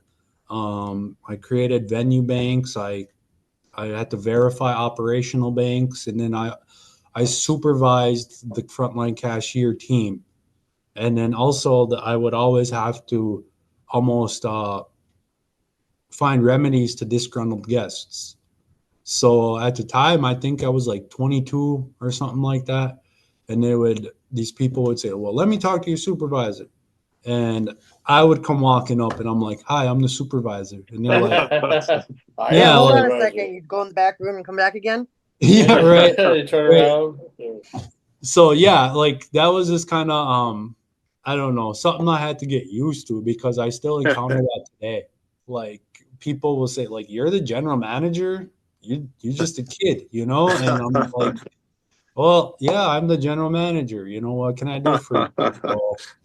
So, but then 2018, I made a shift over to what I'm most passionate about to this day, which is the slots. And I spent a lot of time just as a slot attendant. And at the time, I was still in my undergrad. So it was like really nice to just have a laid back job where you walk the floor, you help these people, you pay out jackpots. You know, if there's a machine malfunctioning, you kind of help them and get their money out of it any way you had to. And then you paid out the jackpots, which was my most favorite part, you know, because you'd always get nice tips and the guest was always very happy, you know, and stuff like that. So, and then in September of 2019, I was asked to enter the intern slot manager position in Red Lake. And, you know, a call up then, and when I was like 23, 24, that was very intimidating. And I was always the type of person to be up for a challenge, but I was on the fence for about 2 weeks.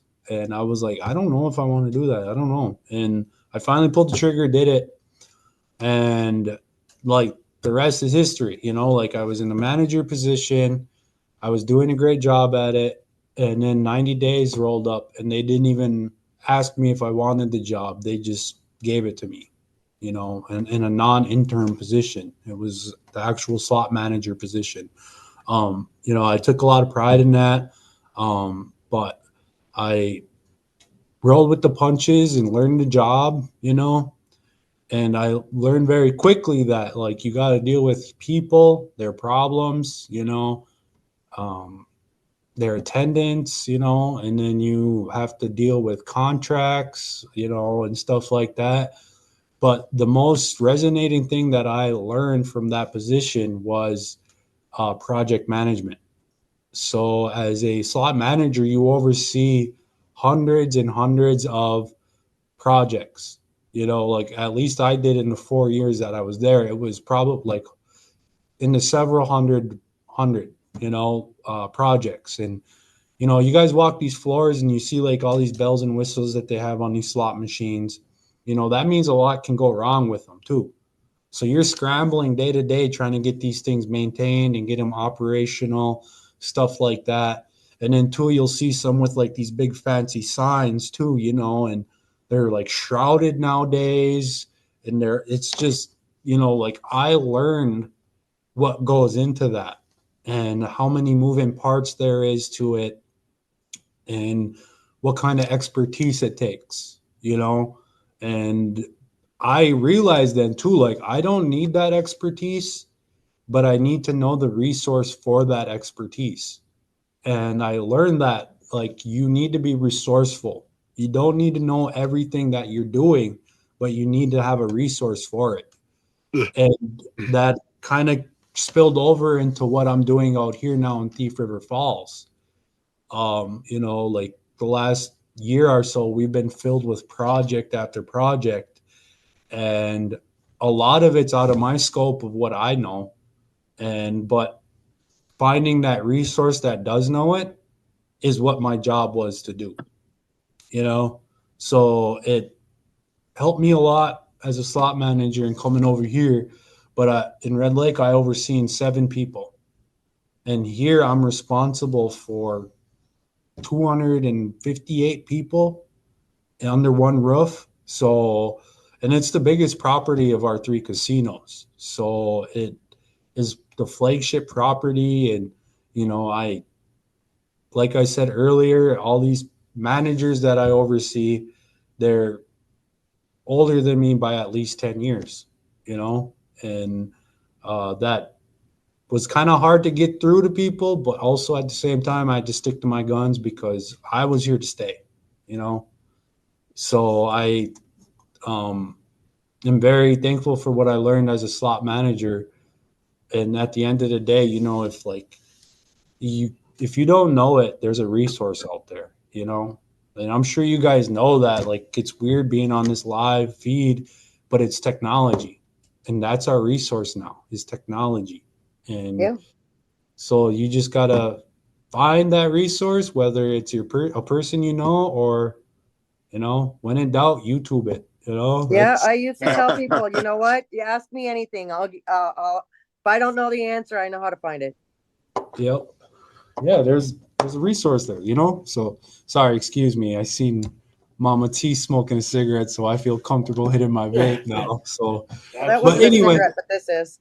I seen it earlier on Facebook. I was like, oh, cool. I can kind of hit my vape while I'm there, Oh, yeah. We're pretty laid back over here. And you can have anything you want in your cup, as long as you don't get too ornery or rowdy. I won't ridicule you at all, because I never did some Mama T at all, ever.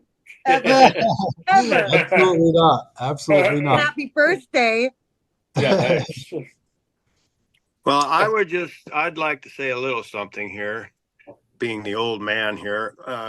You are a very inspirational young person. I just think you're tremendous. Your success will go the rest of your life, and it will be with your family. And if I could ask of you to do anything from way over here in Thief River Falls in your area, you would be a big benefit to a lot of teens in schools if you did occasional guest speaking on, because the work ethic is terribly important. Yep. And your whole attitude is equally as important. Thank you for coming on the show. Yep. Well, thank you for that. Thank you. That's what I was going to say. No, it's really refreshing to see somebody your age actually have a passion about his work and actually have goals and actually reach them. Like it's awesome. So when you guys thought, when I said that my boss was coming, everybody was freaking out, thinking that you could be coming out here to tell me I'm fired or something. That was a joke though from last week anyway. I remember. That's that's what he'll do. I got to give a lot of credit to my dad. He grew up impoverished, and stuff like that. He made that grind out of that hole, and that's every single day I was with him, whether it was just getting firewood for his shop, whether it was turning a wrench, whether it was towing with him or for him, that's hold the flashlight. Yeah, hold the flashlight. It's funny. I have a story about that. I was 14 years old at a grad party, and I had a little something in my cup, and I definitely wasn't supposed to be doing that. And he told me, because he had to jimmy a car that somebody locked their keys in, and he was sitting there. He's like, hold the flashlight, and I'm kind of sauced holding that flashlight, and he realized, I don't know, because I must have been wandering off, and he literally grabbed that light out of my hand and he flashed it in my face, and he's like, what's going on? And I was like, nothing, I'm just tired. And he was just like, well, hold it straight, and it reminds me of that meme we see all the time. It's that's funny that you mentioned that, because I actually had a story for that, but as I digress though, my dad, he gets a lot of credit for where I'm at today. He didn't really seek education, but he grinded out, and he taught me my work ethic, because if you have a work ethic, you can apply that anywhere, whether it's a job, whether it's in school, whether it's for your family, there's a job you got to do, so do it, and that's right. Do it right, so I can't give that guy enough credit. I shout him out all the time when I can, and I love him to death. So, but all that kind of conversation, it kind of brings us to today and now what we're kind of doing out here. Over the last year, I overseen 2 huge projects where we built a bar, we built a new 777s eatery, and we redid the entire siding of an 80,000 square foot property. So Yeah, there's a lot going on there. That's yeah, a cool part too. yeah, yep. Sand is So actually a friend of mine. who's that? Cassie, bartender. Oh, Sandra. really? Yeah.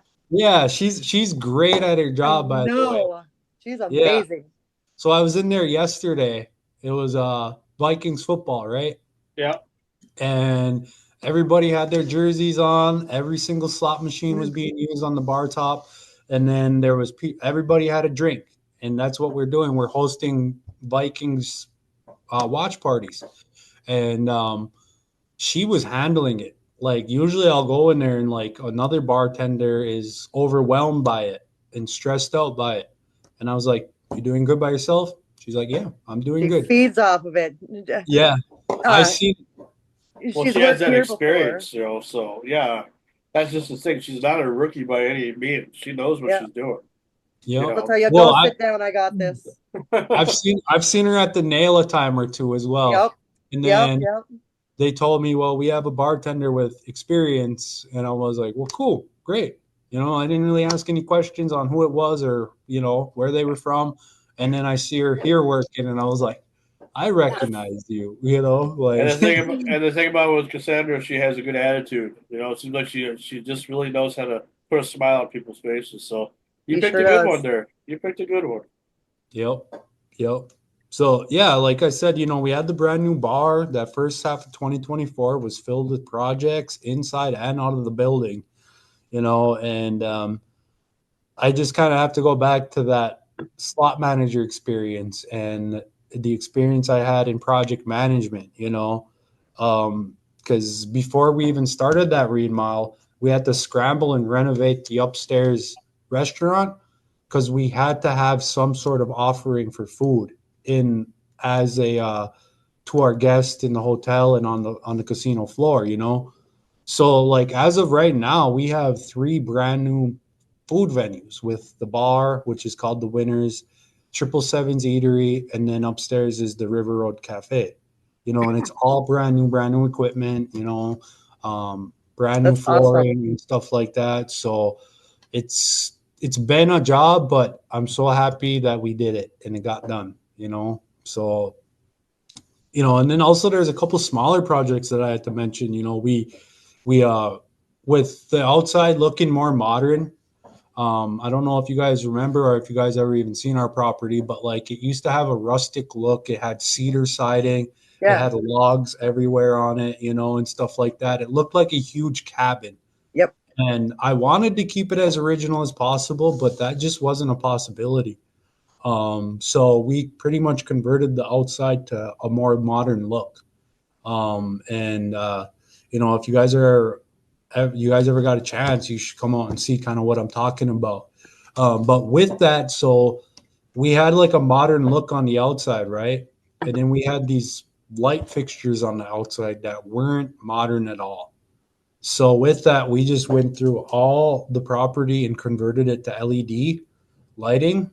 And I'm not kidding, man. You could probably see this thing from space now.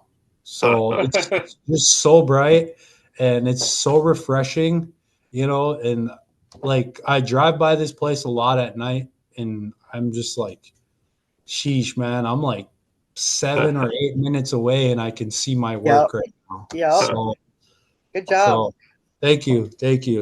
And then alongside that too, in the water park, we resurfaced a lot of our water slides, and just gonna ask that. They used to scrape my back. Yeah, come check it out. We redid it. There's like a really hard lining in between there now where it's almost just one piece. You don't feel no ridges at all or nothing. And that price tag was kind of spendy, but it was worth it, I have my young son that loves to go in there, and I couldn't imagine if he went down these slides and got scraped up like the way I was getting scraped up, So it was already set in stone before I became a decision making here, but I did oversee the project, and we had to shut down for a little bit, but we did it during school time where we're kind of Less busy. yeah, less busy anyway. Nobody really missed us, What are the water park hours now? Back to fall. So they're closed during the week, open 9 a.m. to 10 p.m. Friday through Sunday. So they might be open a couple hours on Thursday, but that's because a lot of our workers in there, like I mentioned, are high school kids. They're 16 to 18-year-old kids that have to go to school and have to, they have their own thing going on. I kind of wish we did fall hours when I was a lifeguard, because like I would be called during school and I thought I was the coolest kid ever. Oh, work's calling. Let me answer this, They're like, coming to work after school. And I'm like, I wanted to do this and do that after school, but all right, let's go, So I'm glad that's kind of the case though for these kids, because it gives them that time to focus on their education, which I obviously think is very important, So we're gonna definitely have to have you on the show again, man. Well, I know we got our next guest, Rob Fairbanks, the res reporter, on here too. So I don't know how much more time you need there, Verdell, but I'm sorry, you guys got to cut me off because I would talk and talk and talk, man. I didn't know how long your introduction was going to be. I thought you were going to have kind of like a brief little thing, but that's okay though. I don't mind, that you had, because you're not just telling myself and my crew, you're telling the audience, the whole world, the whole, everybody that's watching. So it's like, everybody should know who you are and what, why you're here. Okay, well, I can wrap it up real quickly here. I'm sorry. Okay. So like, No I'm kicking off my 2025 business plan with this. I'm in my business plan. I'm trying to project myself as the face of the property, and I'm trying to advertise more in this sense, using platforms that are more personal and live, and that's kind of where I'm at with this. I'm kind of getting my feet wet, and I am trying to develop business to business relationships. I'm trying to get involved in Thief River, Bemidji, Grand Forks. Grand Forks is a huge market in our property, and I would like to try to get my name out there to them as to who they could come see if they have problems, how we can improve. And I would love to come back and talk more about property operations. I don't want to take up much more of your time, and let kind of Rob take over on that, But well, we appreciate you, Riddell, no matter what. I mean, yes, thank you. You inspired a lot of people. The Doogie Howser of the that's right. That's right. There you go. There you go. Yeah, that's funny. Before there's obviously a reason you are where you are at. So congratulations. Yeah. Thank you guys. I appreciate it. Before you go, you said that you were interested in making sure that your name was out there in the Thief River Falls community. I just wanted to reach out my hand to you and say that you're more than welcome to post and communicate and engage with the community that I founded. It's the Thief River Falls community and chat. We have about 3,000 members currently in the Thief River Falls and surrounding area. I would love it if you were on there and you engaged with the community with them there too. That way you can hopefully advertise yourself and talk about things that are important to you and or that you have concerns about with the community. Okay. Yeah, I'll definitely do that when I get more comfortable, but I'm still new to the town. You're comfortable, man. You go with it. You're doing just fine. Yes, he is. All right, sounds good. I definitely will take you up on that offer, though. Definitely. Yes, it's an open invitation. Look us up. You'll see we're a public group, Thief River Falls community and chat. You're more than welcome to join in and promote whatever stuff you got going on. We're all about promoting things in the area, and especially with your can-do attitude and your spirit, you're going to be a great fit. Thank you very much. I'm going to look it up right now and join it. Thanks for being on the show, Verdell. Thank you. Yeah, thanks for having me, Bravo. guys. Look forward to it Thank in the you. future. Yes, thank you, Fidel. Yep. See you later, Oh. Sean. Yep, I will. Okay, I guess he switched up. You Well, still what have you a job, right? Oh, I hope so. No, I don't even know what time it is because I can't Well, see the clock on my it's phone. 7:13. So Rob, are you here now? There he is. Oh. Well, hey, I mean, I'm here. We're sorry that I didn't know it was going to go that long, so I thought it was going to be literally a half an hour. But I apologize. But how's it going, my friend? The Res Reporter back again here on Renegade Radio.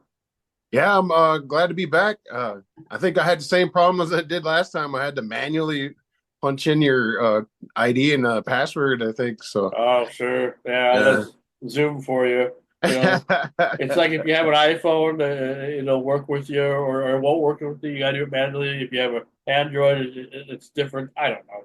It works so much better with an iPhone if you have the Zoom app and then you punch in the if you have the app, it's not too bad. So what's been going on? How you doing? Yeah, what's been going on, my friend? It's like I haven't seen you in like 24 hours or 36 hours or 48 hours. Yeah, like it wasn't Sunday or Saturday. It was Saturday. Yeah. Saturday, yeah. And this guy, comes to the casino, and never tells me when he's showing up, Always forgets. Always forgets. Rude. Yeah. Well, they say they don't ever see me and Batman in the same room, so Oh, that's right. So we never see the Res Reporter and Rob Fairbanks together. I get exactly. I get you. Okay. Exactly. That makes sense. So what's been going on? What's doing your life? Man, just being busy, doing the whole day job, being a family man, and then doing the comedian on nighttime. Saving the world at night. You know what I mean? Sure. So, yeah, it's good, man. I'm excited about I've been doing a lot of promoting for businesses and events, and as you know, I'm excited. San Francisco reached out to me to promote that Charlie Berens comedy show coming up, and I was going to say about that.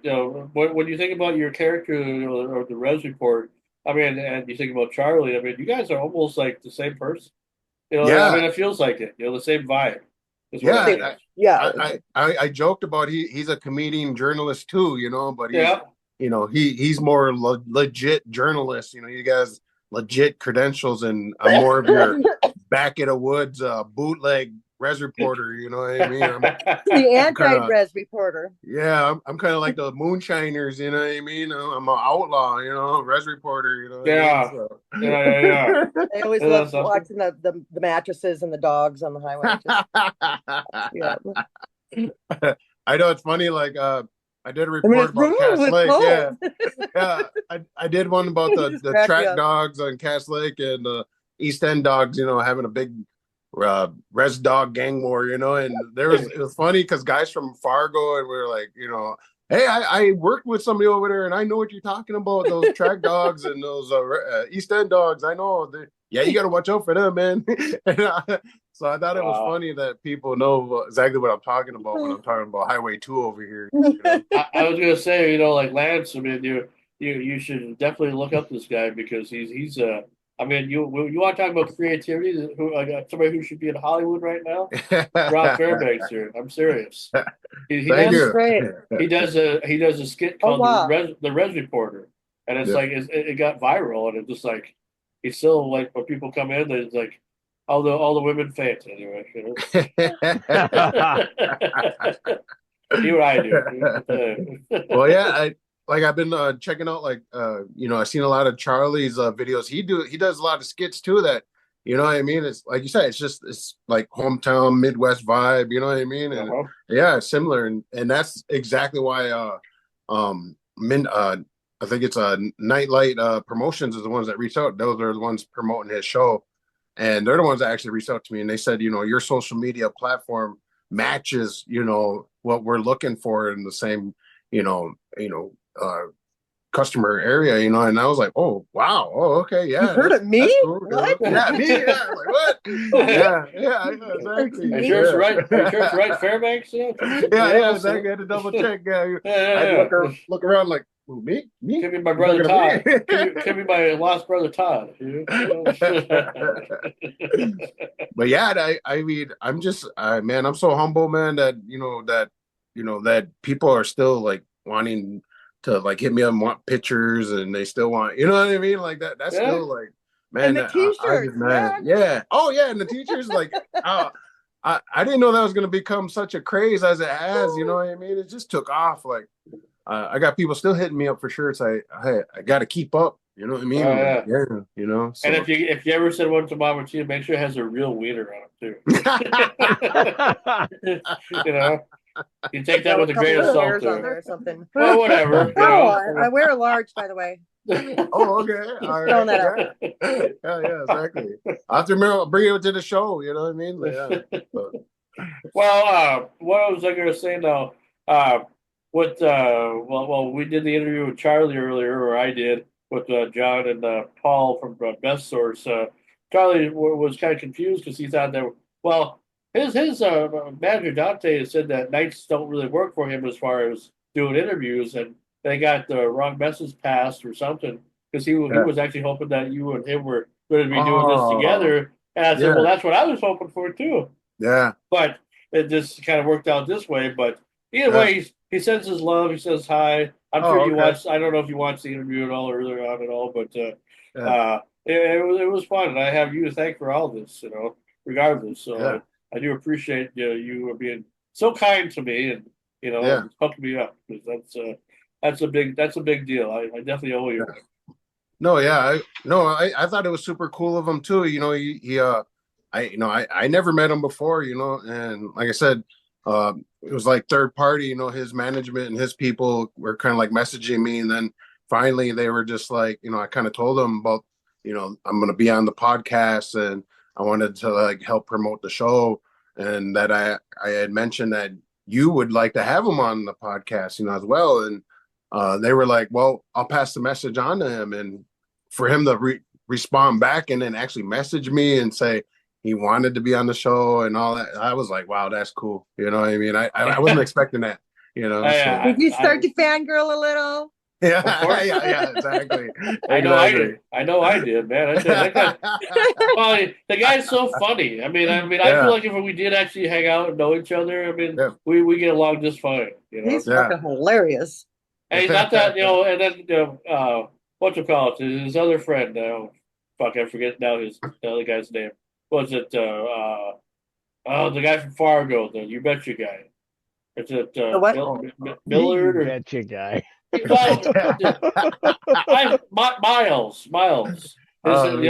From Fargo or whatever. They team together. They team together and do stuff together. They do podcasts. They're going to be together in Bemidji for their podcasts together. But Miles is from Fargo, so he's not that far away from here, from us. Oh, okay. You know, is what I'm saying. You know, it's not that far. Yeah, that'd be cool to jump on his podcast. You know, maybe. Yeah. Well, I mean, they have a big following, and they both. You know, I mean, I think it's their company together, the You Betcha company or something. But Doodad or whatever. But you know, like I said, it's just amazing. You know, it's like creativity at its finest. What he does, what you're doing. You know, and the fact that you're still doing it, you know, I'm blown away, because you know, you can seem to be at any location in the area or wherever you decide to go, and you pick the right spot. And I don't know if you just got that special vision, or maybe or it could be that Native American sense in you. And I'm not trying to be racist or whatever. I'm just, you know. He's not saying that you can tell how far away the train is by sticking your ear to the tracks. Yeah. I'm just saying that's a true talent. No, isn't that what most natives have? They have the ability to do stuff. They can talk how far away the horses are by putting them over the ground. You could hear a squirrel pass gas Yeah, like 10 miles exactly, away. exactly, yes.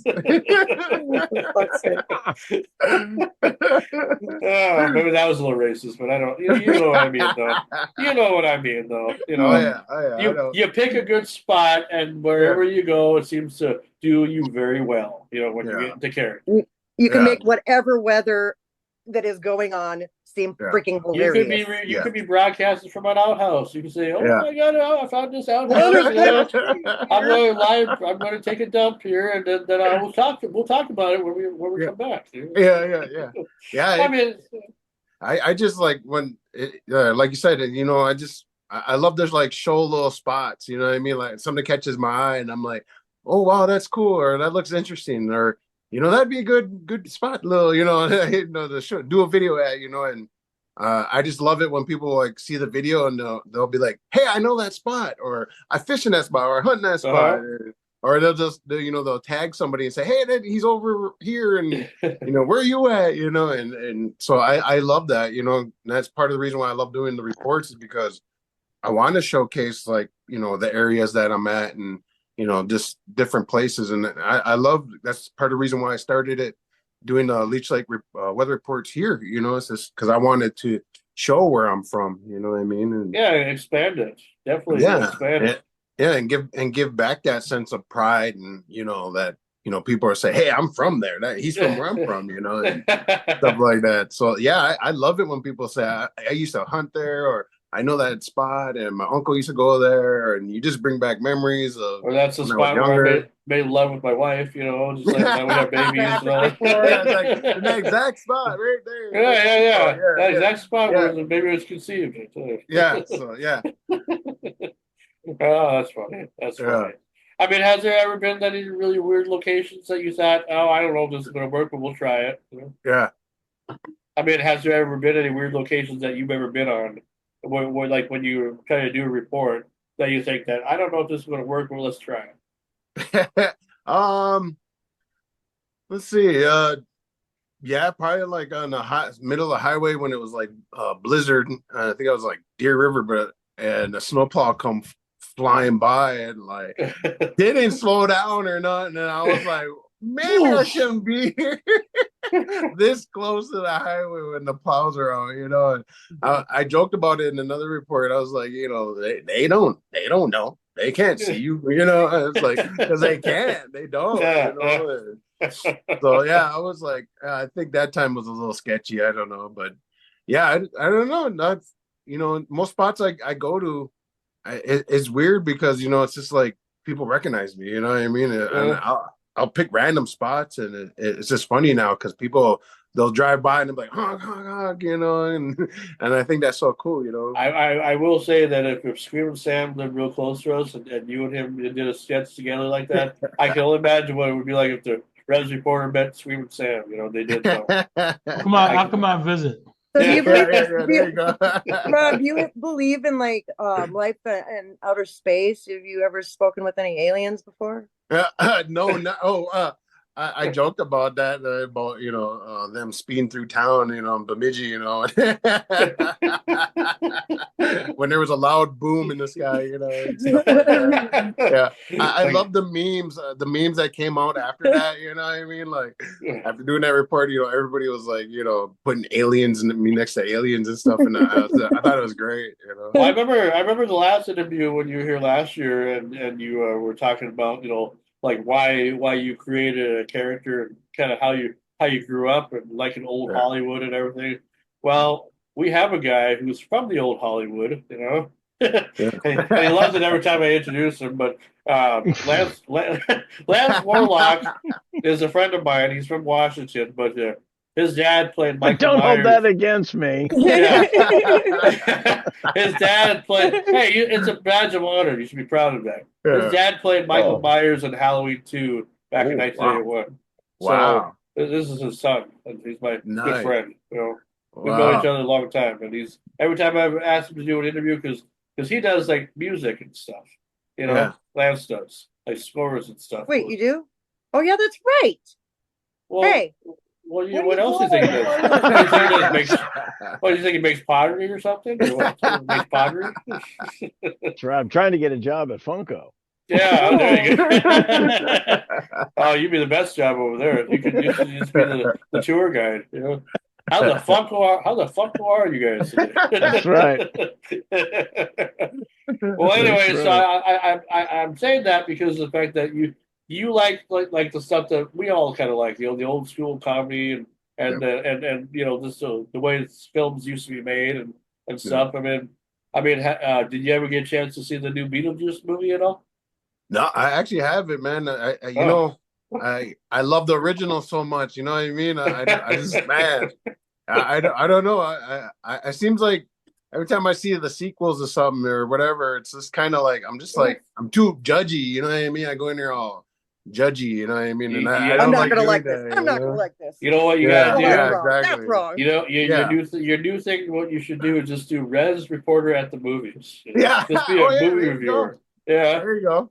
like Movie reviewers, they're making Yeah. another Beetlejuice. Yeah. I didn't know Beetlejuice was good for you.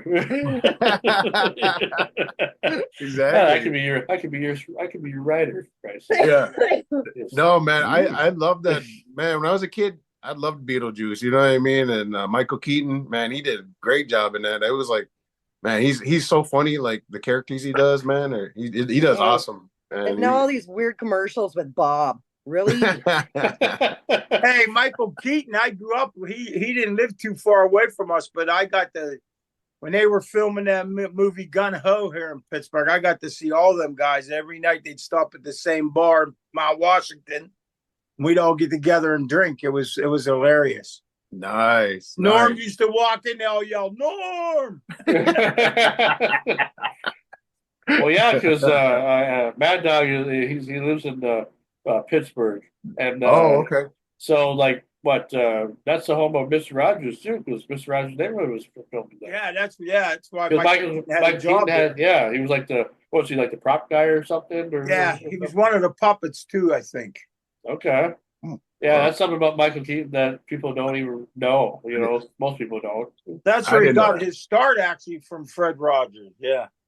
Oh wow! I didn't know. I had no idea. I used to remember watching Mr. Rogers as a kid, man. He a while back ago, he hosted a documentary. Michael Keaton did about the life and times of Mr. Rogers, and then we found out that he worked with him and all that. You know, the way he looked back before he became Mr. Hollywood. I mean, he had that young 80s or 70s look, you know, and it was like, he's such a good actor, you know.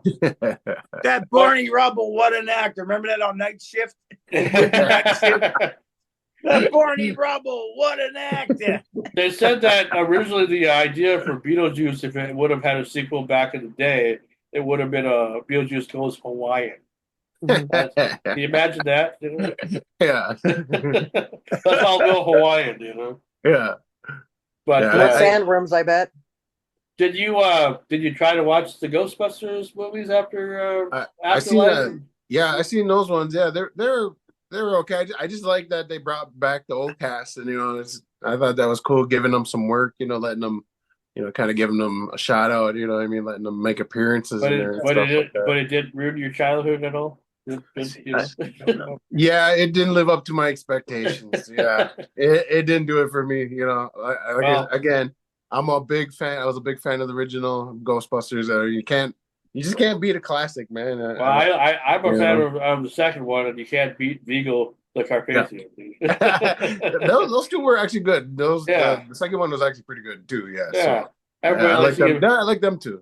Everybody likes to give the second one a lot of shit because they say, it was not as good as the first one. Well, of course, it's the second one. You know, it's not supposed to be as good as the first one.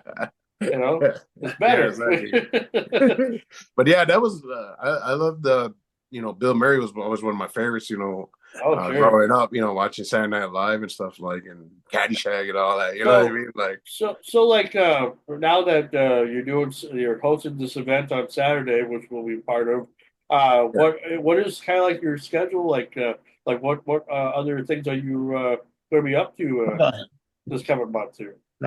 I'm going. Well, I'm going to be on the 6th and the 7th, or 6th. I'll be over at Shooting Star. I'm doing Democracy is Indigenous.